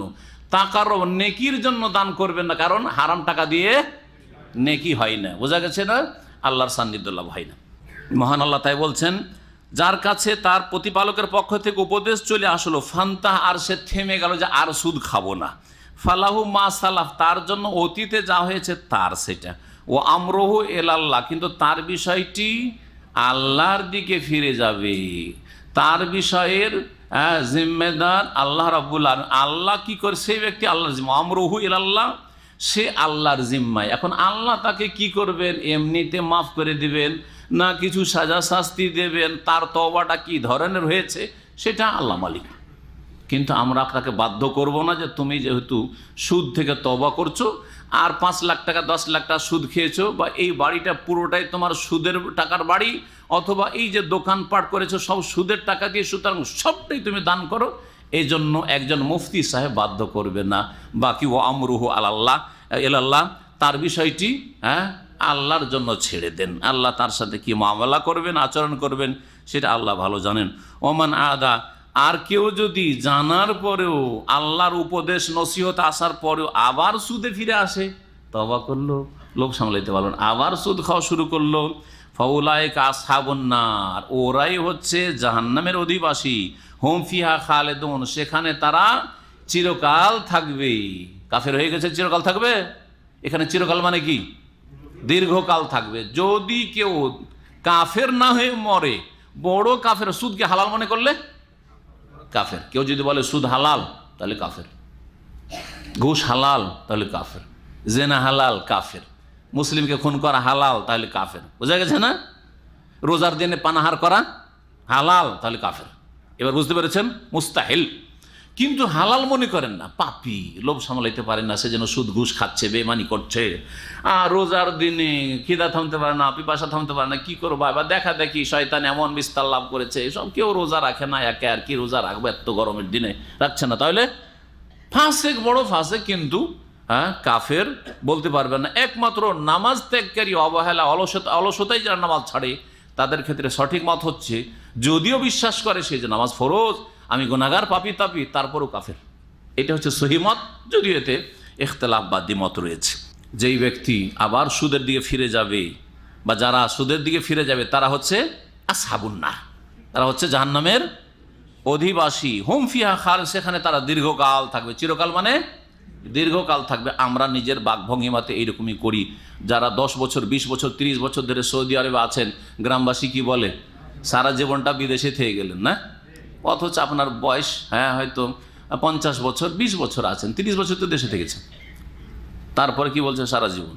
তো ওই রকমই এখানে দীর্ঘকাল বলতে খালেদনের অর্থ ইয়ামহাকুল্লাহ রিবা। আল্লাহ এখন বলছেন যে সুদ খেয়ে টাকা বাড়ে না, বাহ্যিক বাড়লো এত পার্সেন্টেজ বাড়ে না, সব ধ্বংস হয়ে যায়। ইয়ামহাকুল্লাহ রিবা, আল্লাহ সুদকে বিলুপ্ত করে দেন। মাহক মানে হচ্ছে নিশ্চিহ্ন করে দেওয়া, মুছে দেওয়া, বিলুপ্ত করে দেওয়া।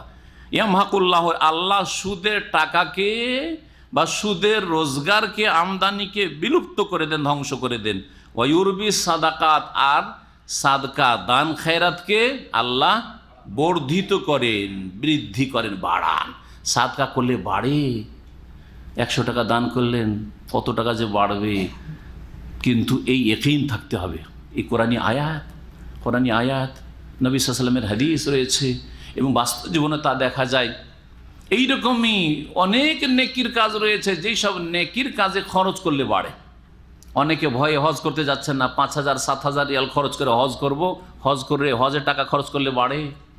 ভালো করে শোনেন জি, হজ করলে কি হয় জি, তাবেউ বাইনাল হজ্জ ওয়াল উমরাতে, বেশি বেশি তোমরা হজ উমরা করো। ফাইন্নাহুমা ইয়ানফিয়ানিল ফাকরা ওয়াজ যুনুব, হজ উমরাতে খরচ করলে কি হয়, ফাকর দারিদ্র মোচন হয়, ও অভাব দূর হয়, অভাব অনটন দূর হবে, ওয়াজ যুনুব এবং গুনাহ মুছে যায়, গুনাহও দূর হবে আর অভাবও দূর হবে। তাহলে আপনি 7-8 হাজার খরচ করে যদি হজ ফরজ হজটা করে আসেন, এর উত্তম বিকল্প আল্লাহ দেবেন, যেটাকে খালাফ বলা হয়েছে।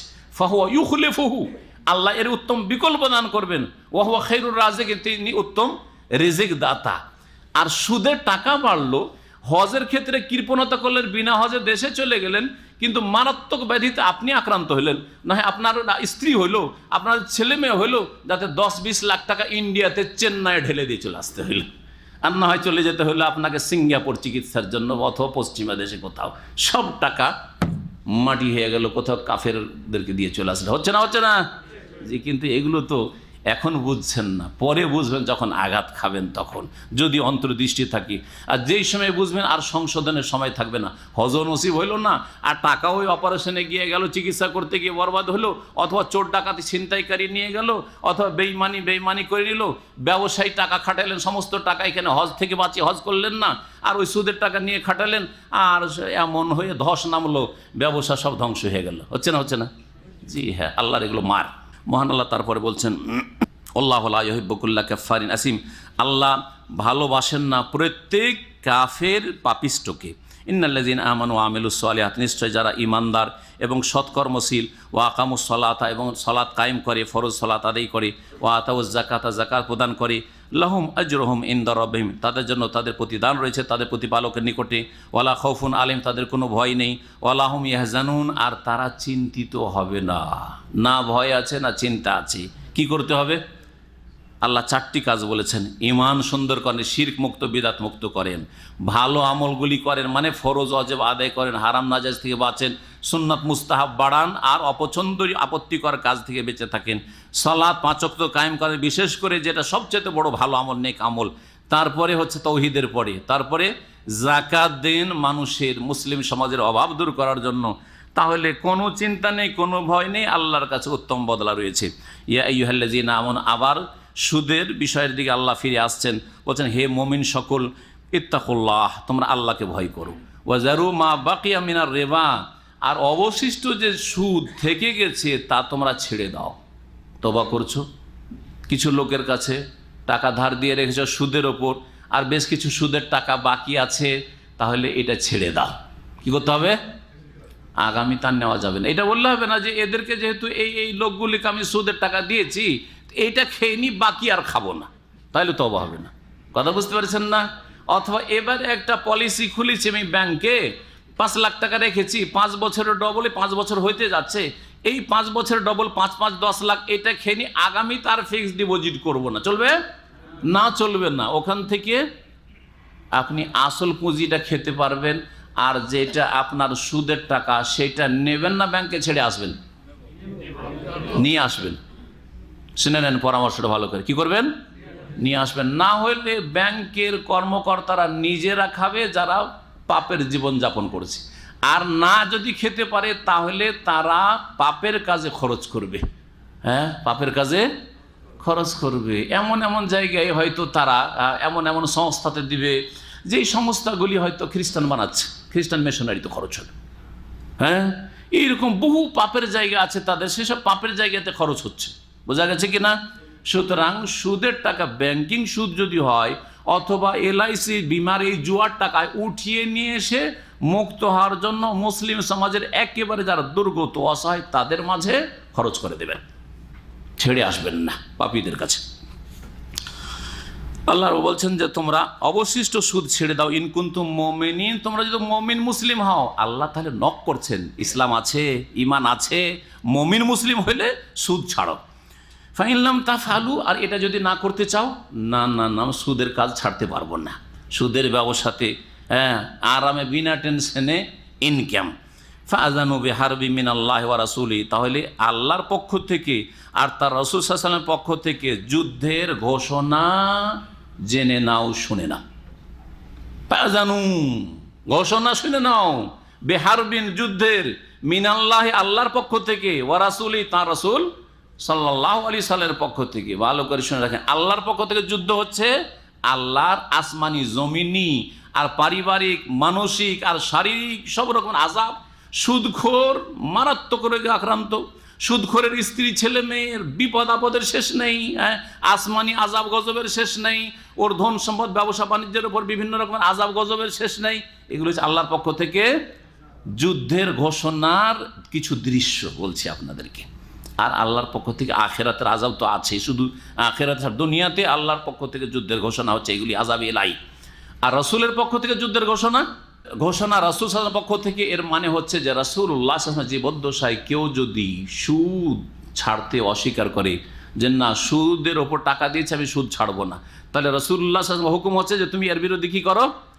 জেহাদ করো, যুদ্ধ করো। এই জন্য আব্দুল্লাহ বিন আব্বাস রাদিয়াল্লাহু তাআলা মুফাসসিরে কোরআন, সাহাবায়ে কেরামদের মধ্যে সবচেয়ে বড়, তিনি বলছেন যে কোনো মুসলিম যদি বলে যে আমি এই সুদ খাওয়া ছাড়বো না, তাহলে মুসলিম শাসকের জন্য ফরজ তাকে হত্যা করা। কি করা? তাকে হত্যা করা। জি হ্যাঁ। আর যদি একটা দল, গোষ্ঠী, বড় ধরনের একটা দল যদি বলে যে সুদি কারবার ছাড়বো না, তাদের বিরুদ্ধে সরকার কি করবে? যুদ্ধের ঘোষণা করবে। যুদ্ধ। পশ্চিমা অর্থনীতি আজকে স্বীকার করছে যে ইসলামিক অর্থনীতির কোনো বিকল্প নেই, সুদি অর্থনীতি ধ্বংস হয়ে যাচ্ছে তাদের। তারা আবার কল্পনা জল্পনা করছে, আল্লাহ যেন তাদের তৌফিক দিক তাদের ইসলামী অর্থনীতির দিকে ফিরে আসার জন্য। ভালো করে শুনে নিচ্ছি। ওয়াইন তুবতুম, আর তোমরা যদি তওবা করো যে না ছেড়ে দিলাম, ফালাকুম রউস আমওয়ালিকুম, তোমাদের জন্য তোমাদের আসল পুঁজিটা আছে, মূলধন আছে। মূলধনে 1 লাখ টাকা দিয়েছিল অমুককে বা ব্যাংকে, ওইটা নিয়ে নাও তুমি। লা তাজলিমুন, তোমরা জুলুম করবে না ওই যাকে ধার দিয়েছো তার উপর, যে তুমি বাকি টাকাটা দাও, যে সুদের টাকা তোমার এত টাকা হয়েছে। ওয়ালা তুজলামুন, আর তোমাদের উপর জুলুম করা হবে না, যে 1 লাখ টাকা ধার দিয়েছো, ও 50,000 দিয়ে বলছে আমি আর দেবো না, এটাও চলবে না, তোমার উপর জুলুম হবে না আর ওদের উপর জুলুম করবে না। ওয়াইন কানা যু উসরাতিন, আর যাকে ধার দিয়েছো সে যদি অভাবী মানুষ হয়, তার জীবনটা হচ্ছে আর্থিক সংকটের জীবন, ফানাজিরাতুন ইলা মাইসারা, তাহলে তাকে ছাড় দাও, অবসর দাও সচ্ছলতা পর্যন্ত।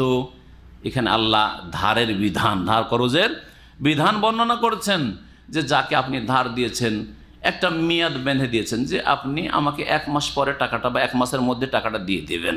সে 1 মাস পরে বলছে ভাই আমি তো খুব অভাবেই টাকা দিতে পারছি না, আর সত্যি পারছে না, যদি বাহানা করে তাহলে সে জালেম। নবী সাল্লাল্লাহু আলাইহি ওয়াসাল্লাম বলছে মাতুল গানিয়া জুলমুন, সচ্ছল ব্যক্তি যদি টাল বাহানা করে তাহলে সে জালেম, সে জুলুম করলো। কিন্তু আসলেই অভাবী বেচারা দিতে পারছে না, বেতন পায়নি, দিবে কোত্থেকে? আর দেশে হলে নিজের বাড়ি ঘর, ওখানে জমি জায়গাও নেই যে বিক্রি করে দেবে, এমন কিছু নেই।